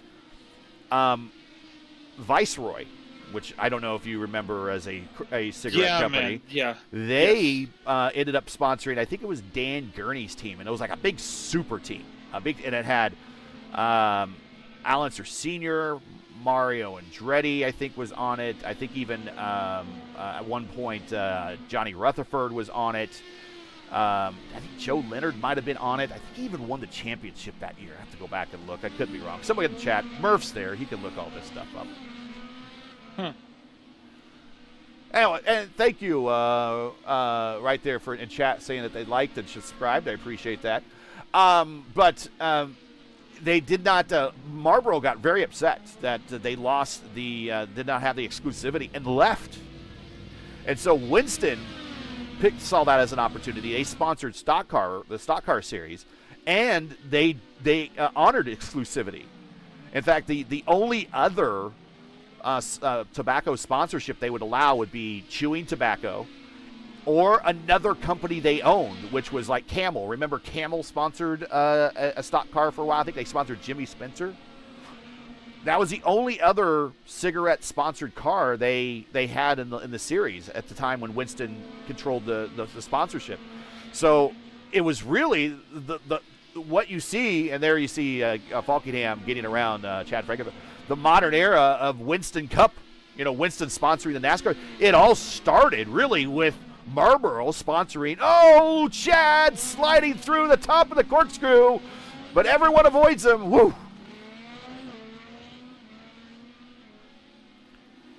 Oh, lucky was Daniel Falkingham on the front.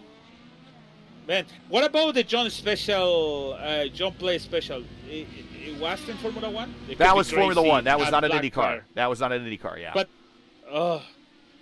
it could be crazy to have one car black and gold. The closest that I remember a black and gold car or something like that was the Provimi Veal car that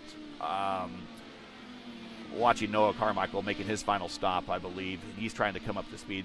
The Provimi Veal car that Arie Luyendyk drove. I think that was a black car with gold lettering. And that might have been the closest. And we're talking 85, 86, 87, somewhere in there. Oh, Carmichael off into 6, right in front of Chad Frankenfeld. And Chad did everything to keep his car out of it, but he made contact.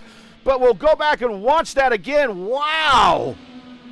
Everything against Chad today, man. It is unlucky. And you can't even see. I'll go back to Chad just does everything to try to keep the car off, and he just a little kiss there at the end. Oh, Carmichael lose the control. He's in 4, now 6. And where did he lose it? He lost it in the into the corkscrew, the bottom, and right in front of Seb Alexander. Oh yes, right in front of Seb Alexander, second place. So Carmichael having some excitement here in the last stint, 24 to go, and he's coming to pit road. So Chad on pit road, he's probably not happy. It's not been a great race for the Little Eagle crew, with the exception of Hunter Smith, who started from pit road, and he now is in 4th position. Blauman has jumped Seb Alexander, but Seb on pit road. Seb should get it back. He is rejoining the race course right now.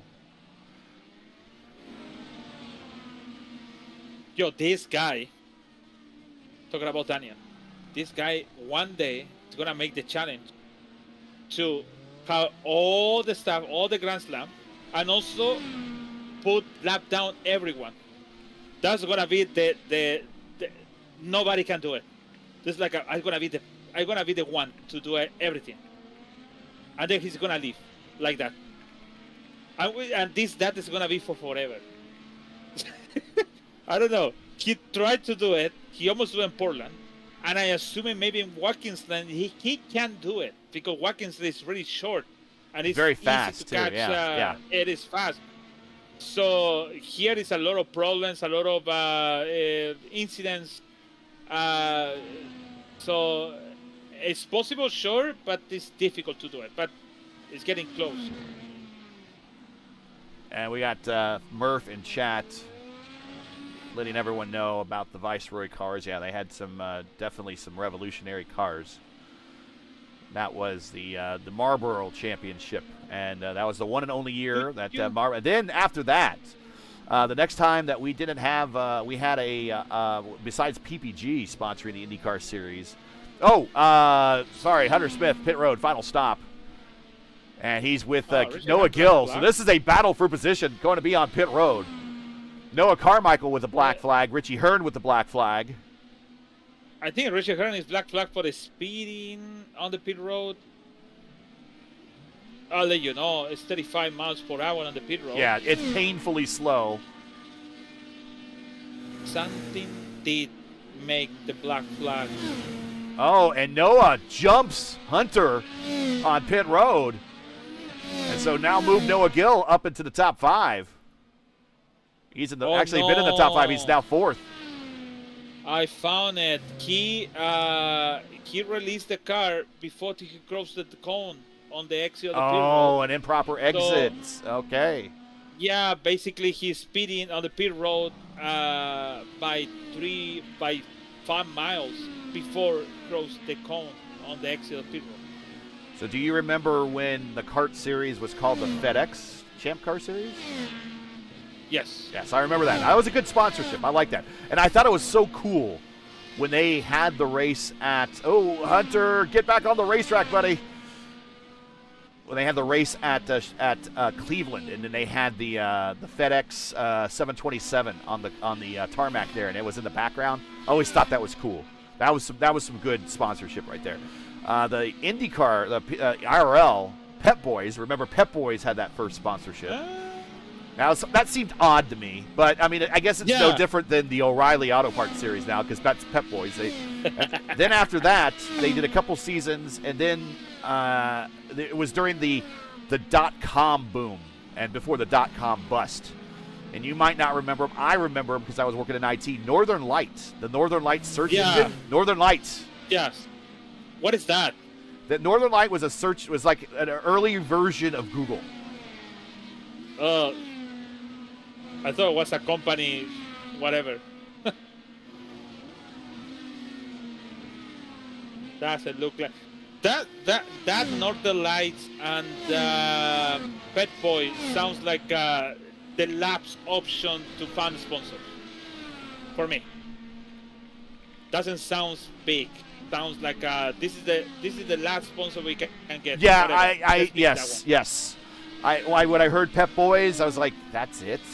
And you get Northern Light. I mean, you couldn't get, I don't know, I'm just going to throw out Pennzoil. You couldn't get something. I mean, you Pep Boys? Really? And I will say, okay, thank you, Pep Boys. You invested into IndyCar and when no one else would. So, again, thank you. But Northern Lights, let's see, what else we had? We had the IZOD. It was known as the IZOD IndyCar Series, the Verizon IndyCar Series. Now it's the NTT IndyCar Series. NTT IndyCar Series kind of comes off the lips a little bit easier because I always remember the PPG IndyCar Series or the IndyCar World Series. World Series why? Because this went to outside the... Okay, got it. So, yeah, it was the Marlboro Championship Trail. Let's see, then FedEx. Bridgestone sponsored Champ Car. I think Ford sponsored Champ Car, too. Pep Boys, nice. Northern Lights, IZOD, Verizon, NTT. I think that's all of them. There are some other ones that were involved. PBG's always been involved. Obviously, they still sponsor cars for Team Penske. I still thinking about it. Racing should have two different companies on the tires, always. I don't know why. I think he must to. But now I think I would defer. I think for the viewer, I think. Oh, Daniel! Oh, he saved it on the coast crew. Let's check it out again. We were watching Brian Blauman, but he comes to the bottom. Again, this is where we talked about where the car gets light. And Falkingham is late into a stint right now. He's 24 laps into the stint. So these are very worn tires. He has very light tanks. He clips the curb. And again, right there at the crest of the hill, you kind of see the back end even want to lift up a little bit. And he goes to the inside, and he catches it before it gets to the dirt. If it got to the dirt, he would have been in trouble. but he survives, and he's going to stay out. I would have thought that maybe he would have come to pit road with 18 to go, but he wants a little bit lighter tank and less fuel to throw those Red Bull laps. Interesting, because if he clipped the wall, it was very close. Yes. Not that close, but was close. If he clipped the wall, the wall, he could have 15 seconds in the box to repair the front wing. Yeah, with a 5 second, at least closed, a 5 second penalty there. Yeah. Yeah, it could be close for Seb Alexander and all these people. Well, Seb has managed to dig into the lead. He's now only 39 seconds back. No, Brian Blauman, actually, it's not too far behind Seb. We might actually have a battle brewing for second here soon. Seb is 6 laps into his stint. Blauman is on his out lap right now, so his final stop is done. Need to pass Seb Alexander, man. It's because all's about on the end of the season. What if? And this is the if. And they need to do it because they have points for the championship. 5 points, I think so. Yeah. I remember when Northern Lights sponsored the IndyCar series, they did not have exclusivity in terms of their sponsorship. But I remember Yahoo and Lycos, which were other search engines. Yahoo is still a search engine. I don't think yet Lycos is still a search engine out there. But I remember using them back when in my early IT days before Google. And still getting squirrely there with Daniel Falkenham sending it through the corkscrew. So I'm pretty sure Northern Light did not have exclusivity when they were the sponsors of the series. They sponsored the series for 2 years, 2001 and 2000. Here is final stop. Daniel Falkenham in a dominant race coming to pit road for the last time. Alexander on push to pass, trying to eat up as much space as possible. And he is going uphill into the corkscrew. Falkenham's going to have a short fill here. He's going to go up on the jacks. I believe he will get a new set of the red tires. Yeah.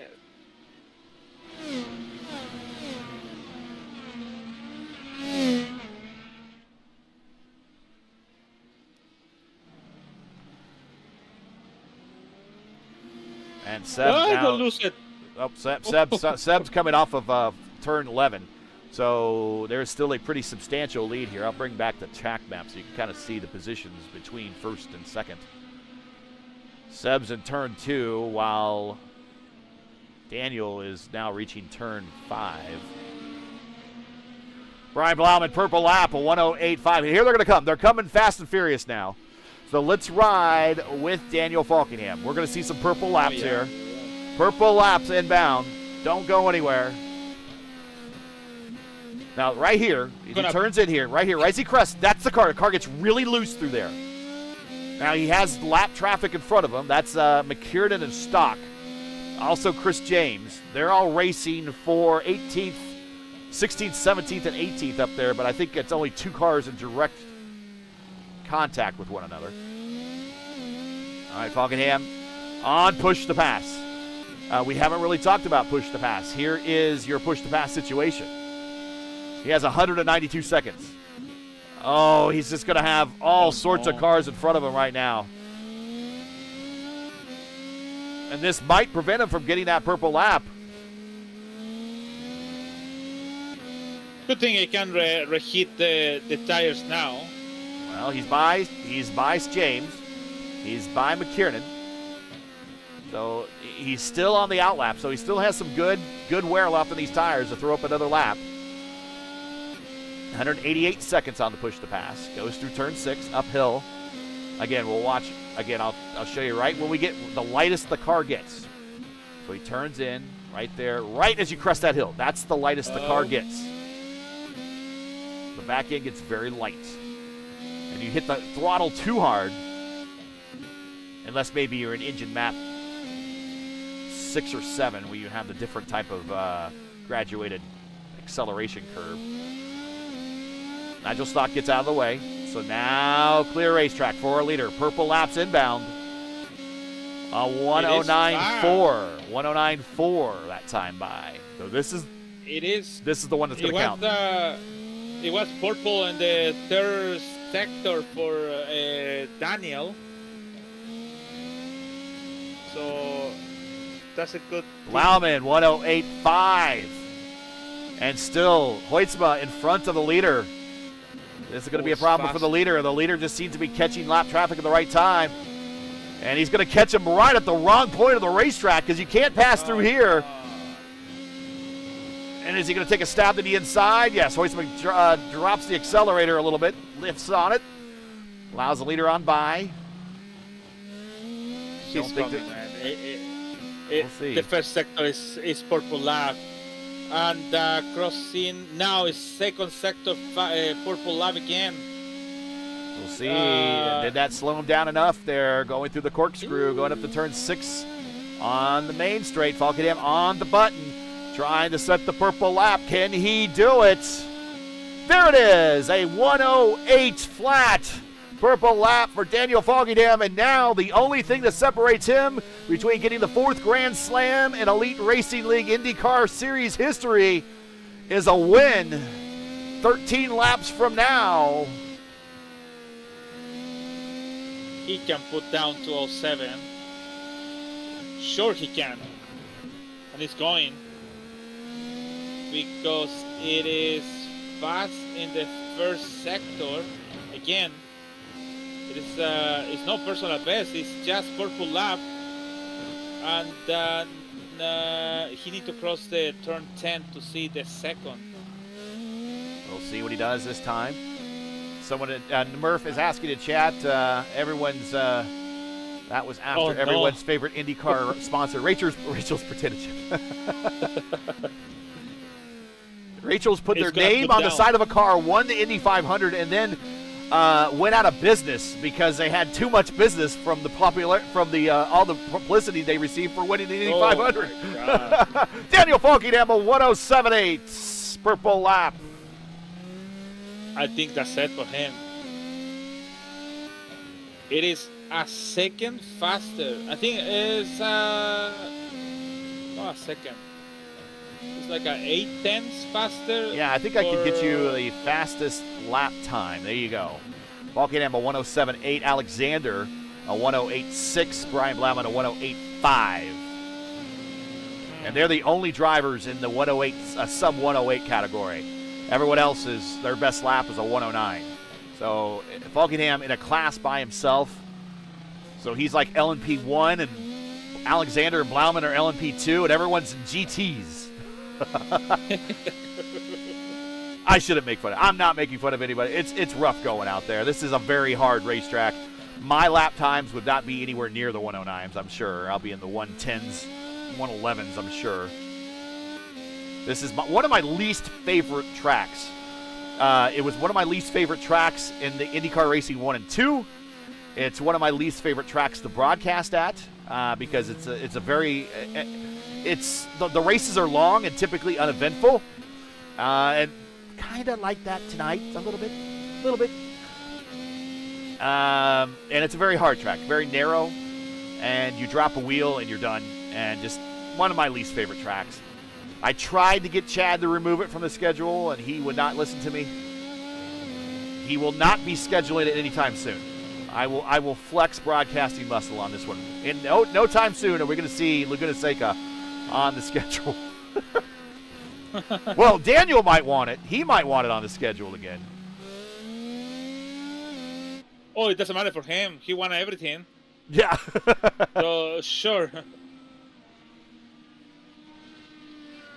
11 to go. Want to thank our premier sponsors, Boland Ford, Worldwide Technology Raceway at Gateway, Newegg. God, I call them Newegg again. Blue Egg. I'm going to get in trouble for that one. That's the IT guy in me that just habits are hard to make. Blue Egg is the marketing company. Newegg is the computer company that sells parts. And also Lucas Oil School of Racing. Go ahead. Dan Morera have a front wing missing, and I tried to find it. He complaining against, oh no, I don't know who. We'll go back and time to see what happened. It is way back on the back. Yeah, he's racing in the neighborhood of his teammate. They're both 4D teammates, and I don't think that happened with his teammates.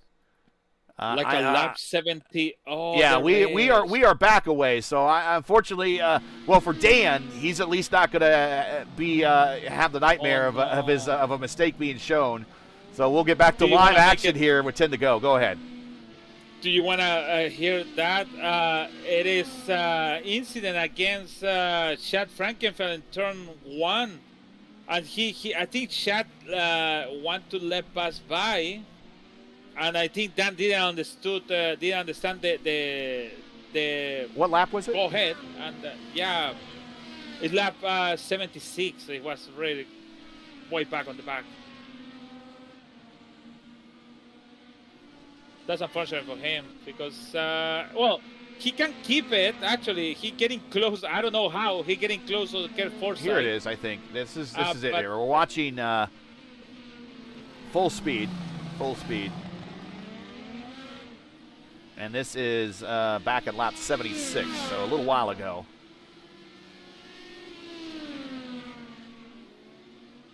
And yeah, there it is. He went wide there going into 1, just trying to carry that speed, and there was no place to go. And a little bit of a netcode kiss. That's literally what it was. I don't even think it might have been a 0x contact for Frankenfeld. I don't even know if he felt anything. 8 to go here at Laguna Seca. We are off next week. Thank God. I could use an off night Thursday night. And then we have a doubleheader next 2 Thursdays from now at Chicagoland, the home of Joliet Jake. We will do 2 races at Chicagoland. That should be fun. As we return to the ovals, 7:45 p.m. Eastern Time, race 1. Race 2 will pick up right after race 1 concludes. Right here on the Elite Racing Network and P1 Broadcasting. Whoa. James Watson sent it right into the corner and kept it off the back of Falkenham, but I think it was a little bit closer than Falkenham might have would have liked there. But these are 2 seasoned drivers, a lot of experience in this car. Car off, Jordan Decker in turn 11 into the kitty litter. Gonna bring a lot of gravel. A lot of debris, yeah. A lot of debris. Not that bad. That's okay. He just smart. Hey, the Elite Racing League's IndyCar Championship and the Triple Crown Challenge are proudly sponsored by P1 Broadcasting. You win 2 of the 3 500-mile races at Pocono, Indianapolis, and Michigan. You can earn a payout if you win the Triple Crown. You can also earn a payout. So we'll see if Daniel Falkenham in Indianapolis can win 2 of the 3. And can he get the 3rd, excuse me. Whoa, sliding into the corkscrew at the top. Falkenham, he's taken full advantage of having this huge lead. Let's get you back to gaps. You have to go with Brian Blumman. It is 8/10 close to Seb Alexander. Yes, we're on it now. Have a lap down in front. So you want to follow P1 Broadcasting. All the links you need are in the description, and they are the sponsors of the Elite Racing League IndyCar Championship. And if you're enjoying what you're watching tonight here on ERN and P1, make sure to do us a solid support us by subscribing. And while you're at it, don't forget to smash like and click the bell for future broadcasts.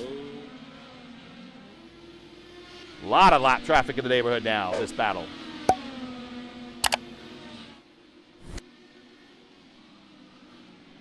And a lot of lap traffic with pace. I mean, that gets Gill in 4th spot.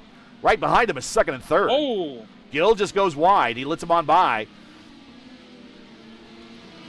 So this was a battle earlier in the race.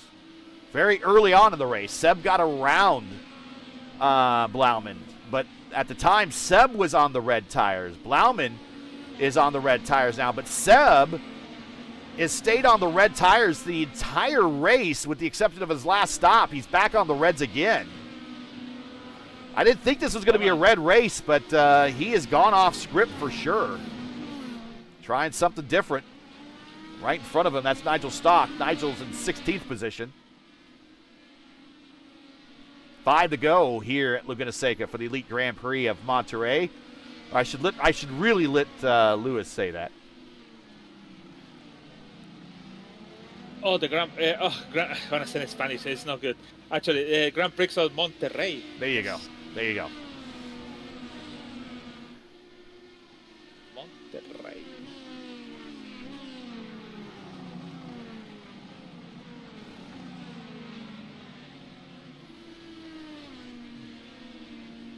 Five to go. Oh, Ryan, loose. I think he's going for everything. He's going for everything, Brian, and even go off track, try to keep the pace on Seb Alexander. But it's a little loose on some corners.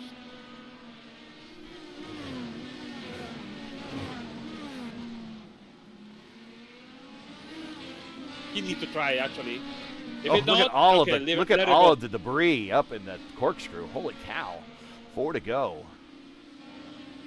So when I think of the name Monterey, besides here, I always remember. Have you ever seen the movie Sahara with Matthew McConaughey and Penelope Cruz? It's kind of like National Treasure a little bit. They were treasure hunting, looking for a Civil War ship that somehow made its way over to Africa. You ever see that movie? Maybe I know for different name. Sahara. But maybe I know. That's it, yeah. Matthew McConaughey hitting on Penelope Cruz, a female character. He would always say, "You, me, and the Bay of Monterey." That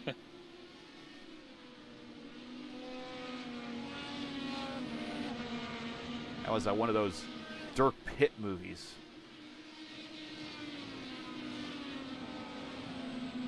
If anyone's familiar with those line of books.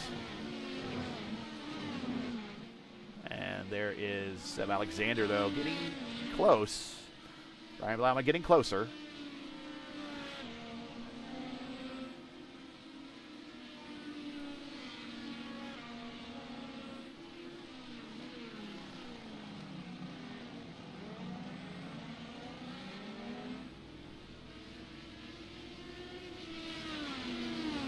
Looking at these lap times tick down, one more lap down, thinking, thank God, only 3 laps to go. Daniel Falkenham only has 2.5 to go as he is now uphill. He has Jordan Decker right in front of him. Decker just ducks off to the inside. A good place to hide there into the corkscrew. Gets a little loose under braking. Car gets loose right there. And he will be coming to 2 to go. Again, I want to thank all of our sponsors, Boland Ford, Lucas Oil School of Racing,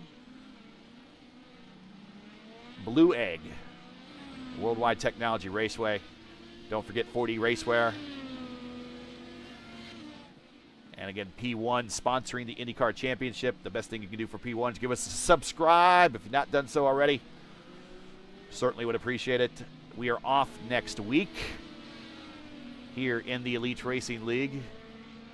Next race on the channel tomorrow night here on P1, 8:20 p.m. Eastern Time. Mark Murphy, who is in chat, part of the AMA and their truck series. They will be at Richmond tomorrow night right here on P1. And then the IIS, Saturday, 2 p.m. Eastern Time. IIS, the IndyCar iRacing Series top split. I think we will see Daniel Falkenham in the lineup for that. We will be at Montreal, 2 p.m. Eastern Time on Saturday. No race on Sunday because first there's an IndyCar race, and second, and most importantly, it's my wedding anniversary, and I'm not going to be broadcasting on my wedding anniversary. I am a smart man. Very smart. I think me and my wife are going to go see a movie. I think we're going to go see a movie together. Which movie? We're going to go see the history movie Brink of War with Seb Alexander, sorry. Break war. Oh, they have a slow down, Seb Alexander. We'll go back and watch what happened. He must have clipped and gone through the corkscrew. The corkscrew. Did he do? Oh yeah, he did a little bit of a Zanardi there. Yeah, now it's clear, and he's put to pass by only 5 seconds. Final lap. Sending to the inside. Blauman looking to try to get on that second step, and they keep pacing the championship. The win is secure, but the battle is for second and third on the racetrack here towards the end of this race. Buckingham through the corkscrew for the final time. He is just a couple corners away from securing the Grand Slam, the 4th driver to ever do it. But we'll go back to the battle up the hill.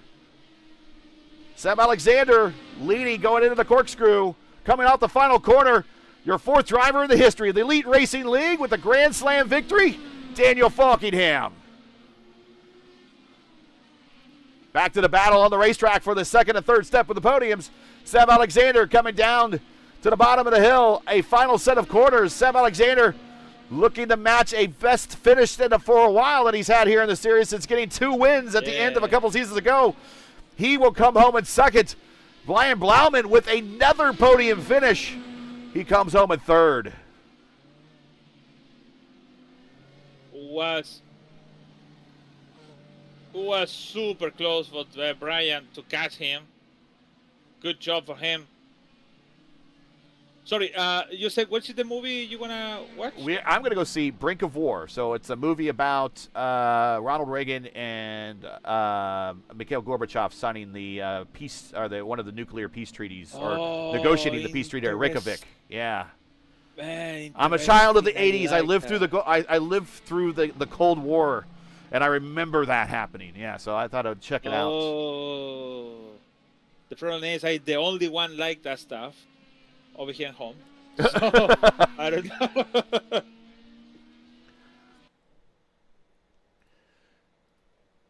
I remember in grade school, early in grade school, we had to do the duck and cover exercise where they would want us to get underneath our desks in the event of a nuclear attack. We were still doing that in the early 80s. And my desk at the little Catholic school I went to, my desk, there is no way my desk would have withheld a nuclear blast. Get under the desk and kiss your butts goodbye, children. Yeah. Yeah, things we had to live under in the 80s. Here we go. Daniel Falkingham with the Grand Slam victory. 24 seconds over Seb Alexander. Brian Blauman third. Noah Gill. He's going to do well in the standings here for the rookie series, or the rookie championship. He's in fourth. Hunter Smith in fifth. Hayden Darth Wall in sixth. Ryan Schold recovers. Remember, Ryan Schold started in the top 5, had all the problems early on. He just managed to recover and get a 7th out of that one. That's a pretty good, that should get him consideration for driver of the race, I think. But we'll let you make that call. Craig Forsyth, 8th. Dan Morera, 9th. And James Watson, Andy Evans in 10th. Hoytsma back at 11th. Carmichael up in the top 5 for most of the day. One little mistake, he falls at 12th. Richie Hearn, 13th. Chad Frankenfeld, a very frustrating day, 14th. Victor Aldrich, 15th. Stock, McKiernan, James, Decker, and Brown. Brown's had a good start there, and it unraveled for him right away. Comes home with 20th. And then we got Wags, Revlis, Camargo, and that is your 23-car field.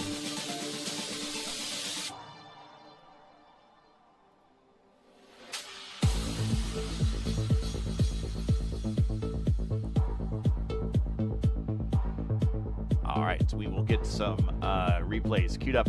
While we do that, Luis, it's your turn. That's interesting. Yeah, it is.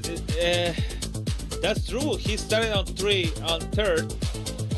He went back to the field on the. He have many incidents. He have so much incidents. He have 34 incidents in total in entire race.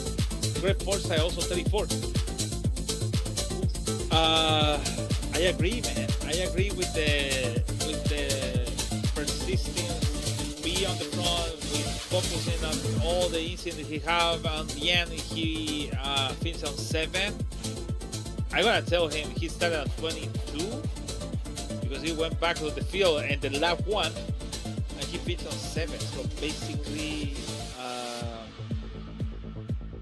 I don't know mathematics, but 15 spots, I can tell you. But then official is gonna be minus 4. Yeah, by the officials' timing is scoring, he's down 4. But your biggest gator on the racetrack for the race, and we'll give him a shout out too because he definitely deserves it for his performance. Craig Forsyth finished 8 spots better, and he started 16th and came home in 8th. But your driver of the race, you're going to give it to Ryan Scholl. It is Ryan Scholl. There we go. Ryan Scholl, we'll give him a little camera time. This is right before actually the incident happened. He probably doesn't want to see that anymore. Okay, before we get into the interview room, real quick.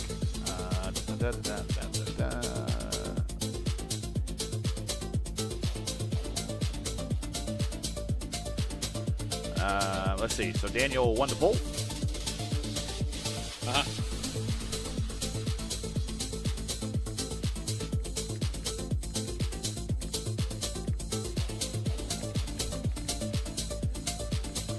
Oh no, he practice, qualifying, the pole, snap. No, it's true. Actually, practicing was in the first position. Crazy. I'm just getting some stats queued up for those guys. So we got some stuff to talk about. And we will get into the interview room now.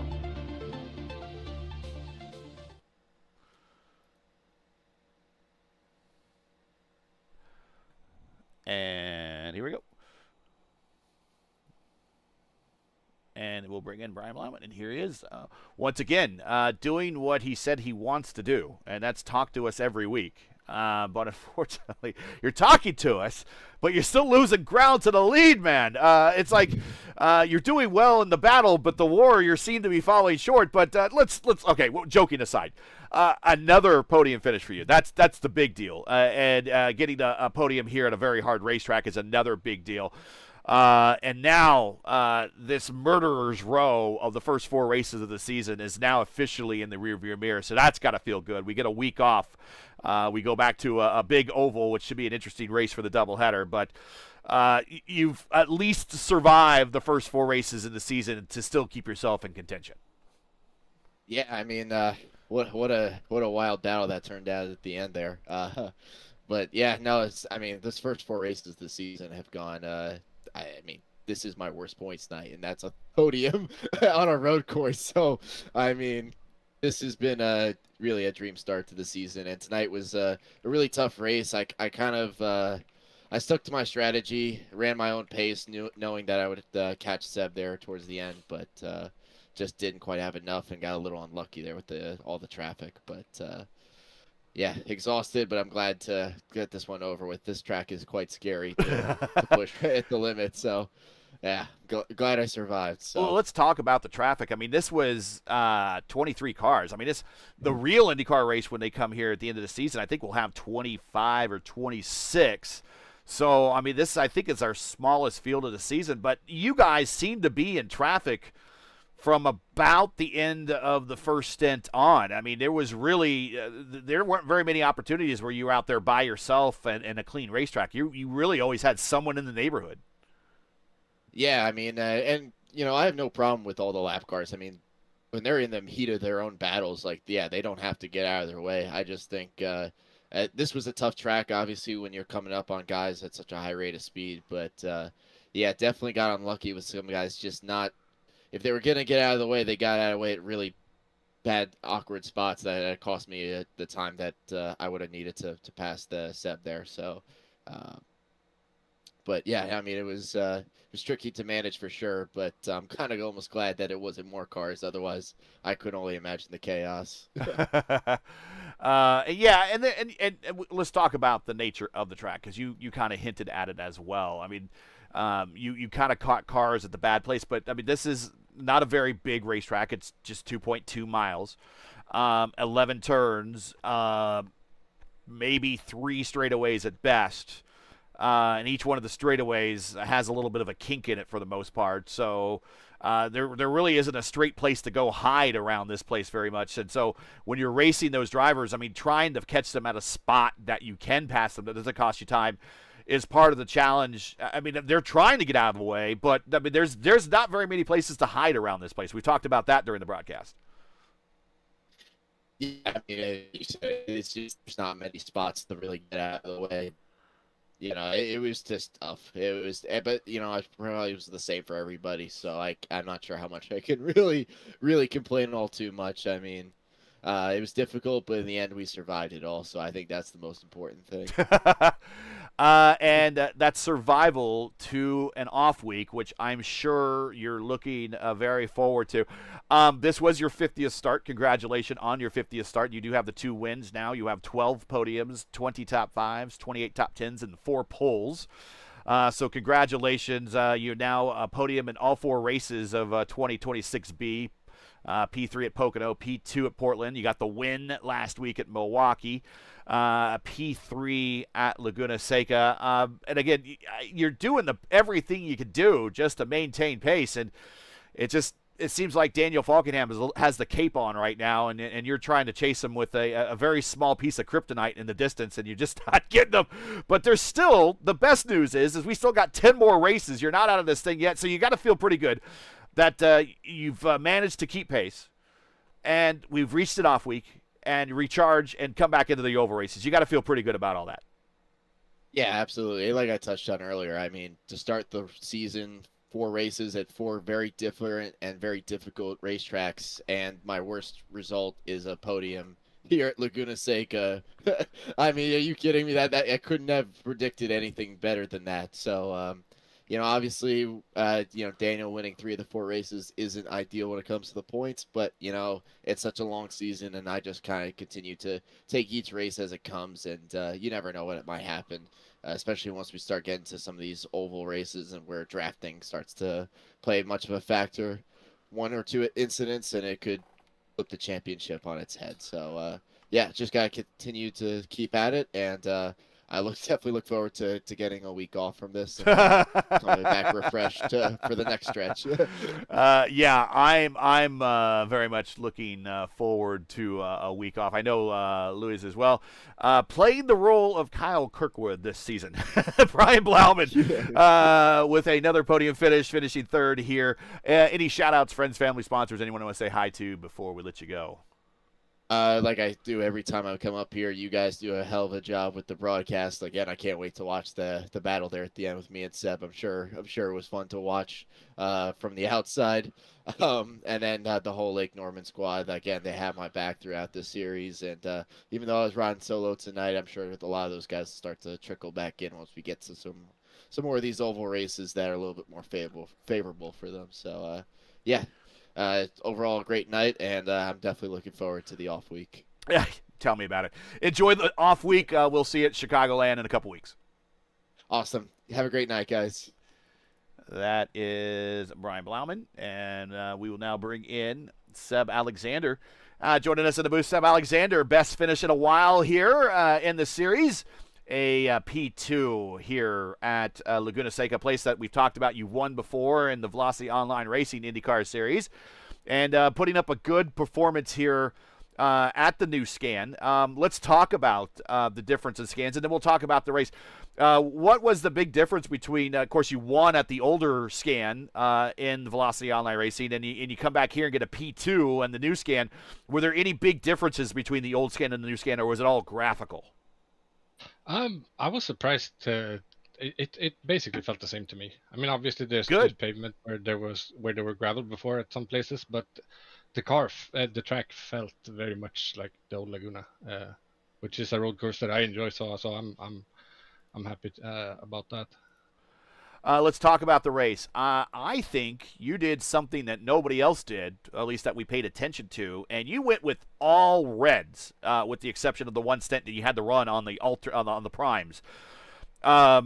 Was that the plan? And when did you kind of come up with that plan? Because we saw most everyone else just kind of did the one stint on the alternates, and the rest of the race they did on the primes. You kind of did the one stint on the prime and the rest of the race on the alternates.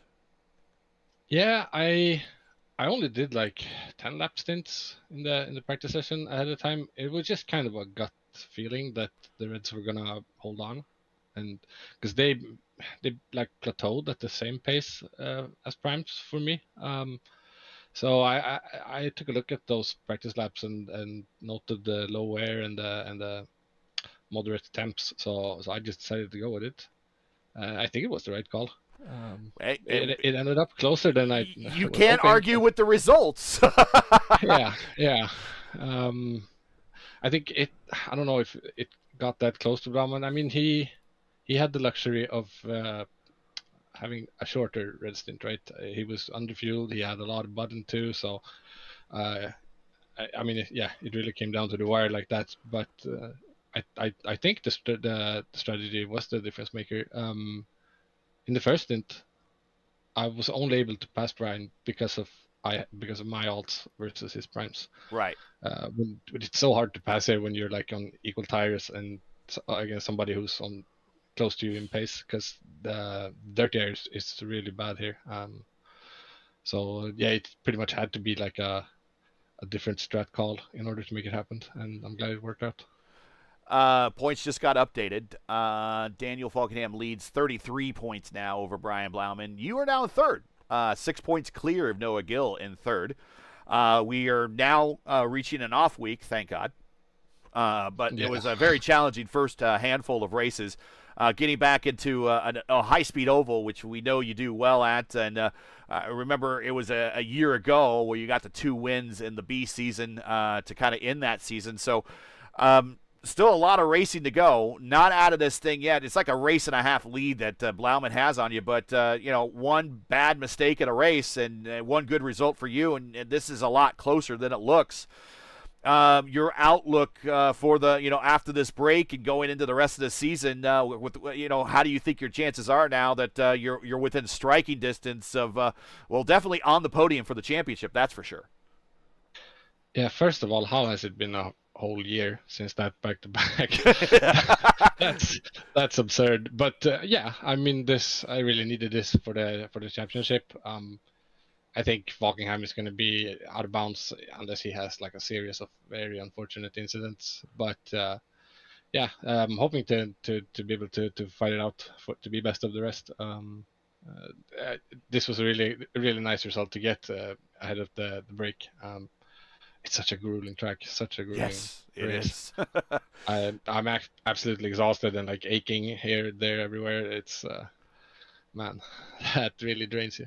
We will will allow you then to get into the shout-outs because it's a very, very, very late at night, actually early in the morning, I think, where you are now. So get them shout-outs in and get that rest. Congratulations on the P2. Anyone you want to say hi to, shout-out, go right ahead. Shout out to Murph for coming in and stepping up on the box. Shout out to Brian in P3 for making the race interesting, like all the way down to the wire. It was a great battle. Shout out to Daniel for just another dominant win. I think the road courses are pretty much going to be his this season, so hopefully he stops winning the ovals as well to make this interesting. But yeah, shout out to him and all my teammates. Again, Hunter Engrav in the hospital. Hope you're getting better soon, buddy. We miss you. All right, Seb, congratulations. Enjoy the week off. Get some rest.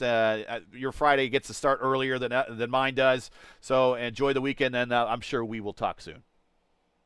I hope so. Thanks, guys. Have a good one. You got it. We will drop him from the channel, move him back. And Lewis, who does he remind you of? Valtteri Bottas. That is cool. I like that. Could be Kimi Räikkönen also too, but Valtteri Bottas sounds better. Update on the points. Yes, Falkenham leads by 33 over Blauman. Seb Alexander third. Noah Gill fourth. Gavin Hibbs is in 5th. Gavin was not in the lineup tonight. Lucas Hotzma is in, again, Lucas, if I'm saying your name wrong, just send me a voice memo in Discord with how to say your name, and we will make sure that we'll say it. We've had people send me, like, say my name like this, and they phonetically spell it out, and I still have a way of messing that up. Just send me a voice memo. That's the easiest way. Everybody else, if I mispronounce your name, just send me a voice memo in Discord, and we'll make sure I say it right. Ryan Schold, 7th. Christopher Albrecht in 8th. Craig Forsyth up into 9th, and Miles Brown in 10th. That is your top 10 heading into this break. Let's bring in Daniel Falkenham, and here he is, a winner, 4th winner of the Grand Slam, a race Grand Slam here in league history.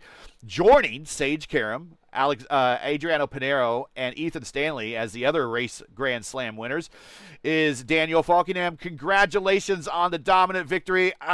Other than a couple of exciting moments there coming through the corkscrew, leading up to the corkscrew, it was pretty much by the book and not adventuresome at all for you during the race. Maybe except maybe getting into the lap traffic. Lap traffic always seemed to be everyone seemed to be encountering lap traffic here at weird times, despite being a 23-car field. But talk about your race. A few moments of a little terror, but a lot of moments of boredom. Yeah, it was just really boring those first couple stints because I was just playing the fuel game, just trying to save all the fuel I could just so I could do the least amount of laps possible on the reds and try to just go have some fun there in the final stages. But yeah, other than that, really it was straightforward. Got pole because I had lots of incidents during qualifying that I really felt like I had way more time in it, but I just didn't hit good laps in Q, but we managed to get pole still. And then from there, got through turn 1 and 2, got through the first lap, and then we went on and just did our race. And yeah, like I said, had a scary moment at the bottom of the corkscrew, hit that yellow sausage at the top, which kind of like threw my car off balance through the rest of the corner and just kind of half spun me. But we held on to it, didn't get any damage, and yeah, we Grand Slam 2 nights in a row. We got a Grand Slam. We got a Grand Slam last night in the Cup Series race, and we got one tonight. So wow. Heck of a week for us. Yeah, that's a pretty impressive week. Well, we've reached the break. You've extended your points lead a little bit more now to 33. But Brian's still there. I mean, the good news is he's in the rearview mirror. The bad news is he's in the rearview mirror. You can't quite shake him yet. And Sub has a really good finishing record in the B seasons toward the end of the season as well. This isn't over yet. And while you're doing your best imitation of Alex Palou, you must be looking forward to this off week and then getting back onto the ovals, which is a place we know you do well. But some of the ovals last season, kind of where you lost pace to Tyler in the championship, kind of came back and bite you. Now you're just kind of looking to maximize or at least not come up with as many mistakes or getting into the mistakes that happened during that A season championship on these ovals, but you got to be happy that we're at least past this very difficult opening first 4 stages. Yeah, it's couldn't ask for a more perfect start other than just if we could have won at Milwaukee, but a lot of it was my own doing and caution's not falling my way. But other than that, it's been an amazing start for us, and I mean I feel good like going to like all these ovals and stuff because I mean we had the pace last year on a lot of the ovals, we just had a lot of really rotten luck, but definitely. I mean, I'm really not worried for the rest of the season. It's just about executing because even though we're winning all these races, Blauman's finishing on the podium. Both him and I have 100% podium streak so far. So whenever like I'm having a bad day, I've got to maximize the bad days if we ever have one because 9 times out of 10, Blauman's going to be up there competing for the win if we're not up there. So yeah, we got to just keep our eyes forward and just keep doing what we're doing. We're really not doing anything wrong at the moment. So we just got to keep doing what we're doing and just keep putting these great finishes together and just hopefully like. Even if like Blauman has one bad week, we can have another bad week too. So it's important to stay on top of everything. And but yeah, looking forward to the doubleheader at Chicagoland. It's 2 races, so it's really going to be important not to slip up there. Yeah, for sure. I think leading into this race, let's see. This is your 16th start. Now you have 7 wins, 9 podiums, 10 top 5s, 12 top 10s, and 5 poles. I mentioned your pole record. You're starting to creep up the leaderboard for poles. Still have a long way to go before reaching Adriano, but leading up to everyone in P2, everyone in P2 and lower is less than 10. You got 5, so you're starting to creep up there, and then your 7th win now is starting to creep you up into the top 5 all-time here in the series, and we still have a lot left to play this season. So this season, 4 starts, 3 wins, 4 podiums, 3 poles. That's winner 3 of the first 4 races this season, and as you mentioned, on the podium for all of them. And you came into the night leading 768 laps led, and added to that at the end of this night another 95 as you led every single one of them here. So a dominant race. Congratulations on the Grand Slam. Congratulations on the win. And congratulations to getting to the break. Everyone's been looking forward to that. So shout outs, friends, family, sponsors, anyone I want to say hi to before we let you go. Yeah, just thanks to Chad for all he does. Thanks to P1 Broadcast for all they do for this series. Thanks to you guys for broadcasting. Shout out there when it comes out in races, make these stuff possible. And also shout out to Field Up Racing. Glad we gave him another win. And shout out to everyone watching. And hopefully it was a good show tonight. Yeah, when you dominate these races, I see the view count go down. I want more drama, but I don't blame you for wanting to dominate. Let's put it that way. I'm going to say, I usually like to be the show most of the time. So glad we were kind of like that tonight. Congratulations, man. We will enjoy the week off. We'll see you in a couple weeks at the doubleheader. All right, thanks, Gary. We'll see you. I think he was watching football in the background. Oh, really? I thought I heard a referee's whistle. I think yeah. I think NFL preseason games are going. I think he's watching football in the background. Lewis, wow. Okay, we got through this opening round, and I remember when I saw this schedule and I saw Chad, and like, first of all, I was like, get rid of Laguna Seca. It's like 4 races in a row. All right, so we've reached the break, and we've survived, but you couldn't have scheduled a more diverse opening round of races, other than maybe throwing in a street course in there versus one of these permanent road courses we raced on. But we had a super speedway, we had a short oval, and we had 2 very difficult road courses to start this season. Now we get the week off, and now we'll kind of go back into what I call kind of a bread and butter race for the Elite Racing League, and it's kind of these 1.5 mile ovals that we'll face, and we're going to do a doubleheader at Chicago. But everyone, if you manage to make it through these first 4 races, you got to be a big sigh of relief, because I think we're through the heat of the season. Although once we start getting back into the post break, it's still fast and furious. But I think the hardest part of the schedule may possibly be behind us. Yeah, it is true. So Pocono left with Fockingham winning, and then Portland was okay. I think it was a pretty. I think like it's okay. You have a kind of hard final over there. 1 lap to go for the sprint lap, and then yes, sure, it came this hard race in Milwaukee with 20-something cautions over there. And then we come with these 95 laps, talking about history, sponsor stuff about the IndyCar. We're talking about truth. So it's not. We don't want to paint nothing over this. We express what we feel. So that's the thing about us. So it was tough. Sure, not for Daniel. 1 hour and 51 minutes race.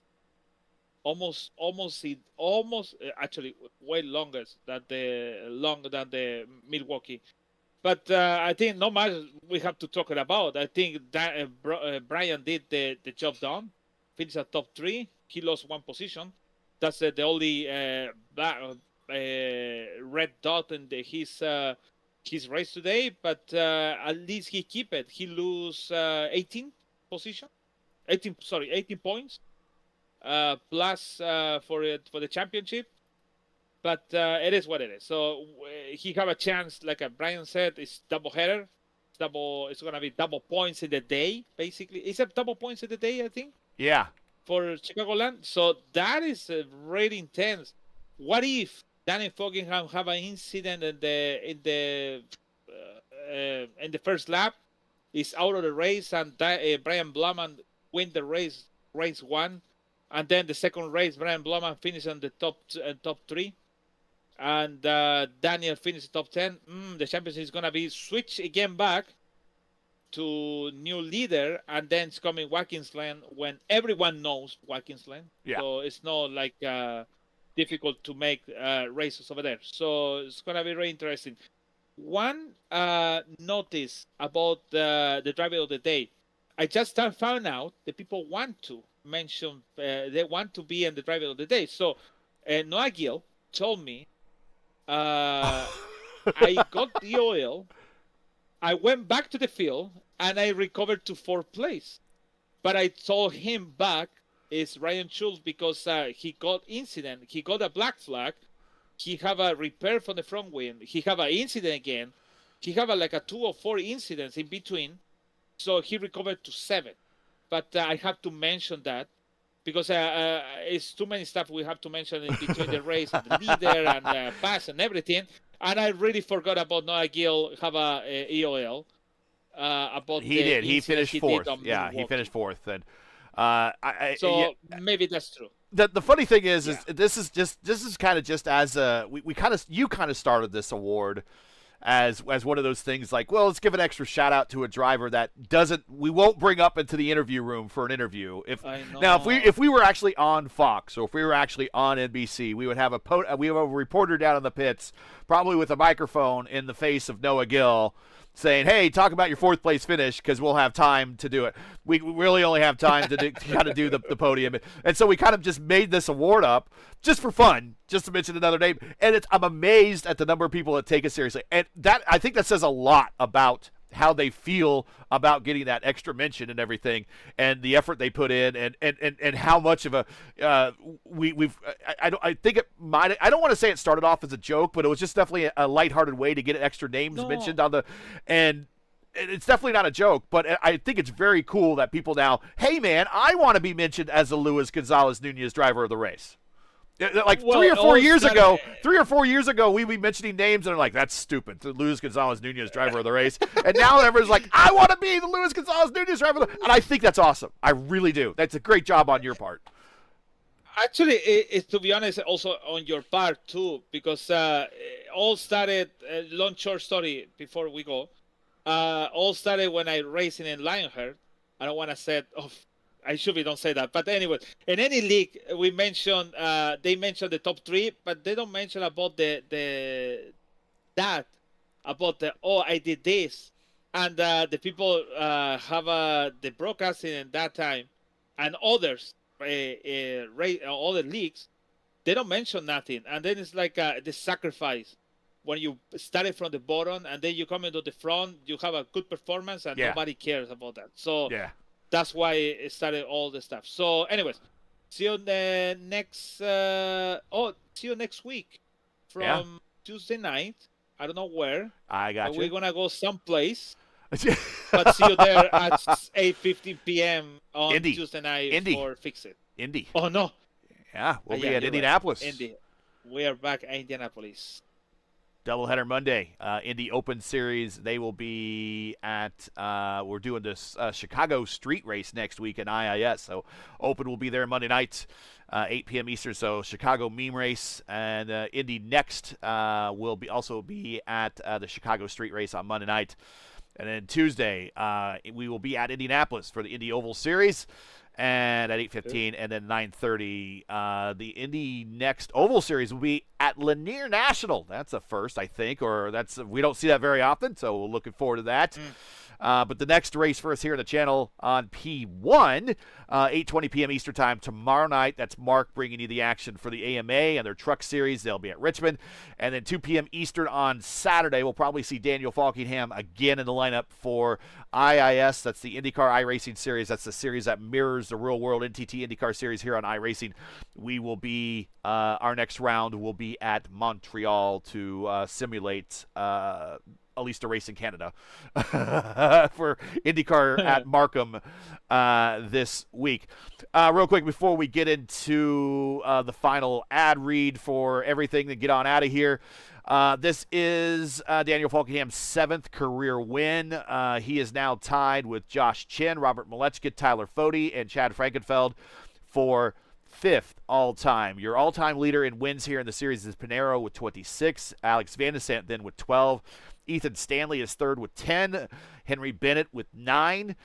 So the next win that Falkingham gets, he will get 8, and he will be moving into the 5th spot all by himself. And there's still a lot left to play this season here for winnings to go up on the wins list. Pole-wise, Daniel Falkingham now is, Pinheiro leads with 35. Frankenfeld says he has 11, although I said 9 earlier, so I need to go back and double-check that. Henry Bennett has 10, so again, I got to go check my stats just to be sure. Ethan Stanley, 8. Josh Chin has 7. Robert Molechka and Daniel Falkingham are now tied with 5. So that puts them at 1, 2, 3, 4, 5, 6th all-time in the statistical category of poles. So Daniel Falkingham's only been in the series for a short period of time, and he is already rising through the ranks very quickly, all-time stats. So give him a shout-out on that. Let's get on out of here and give everyone back their Thursday nights, 10:30 p.m. Eastern Time here on the East Coast. And let's get the early start to our weekends. I don't have to work tomorrow, so I'm sleeping in. I am not work tomorrow too. Nice. I don't know.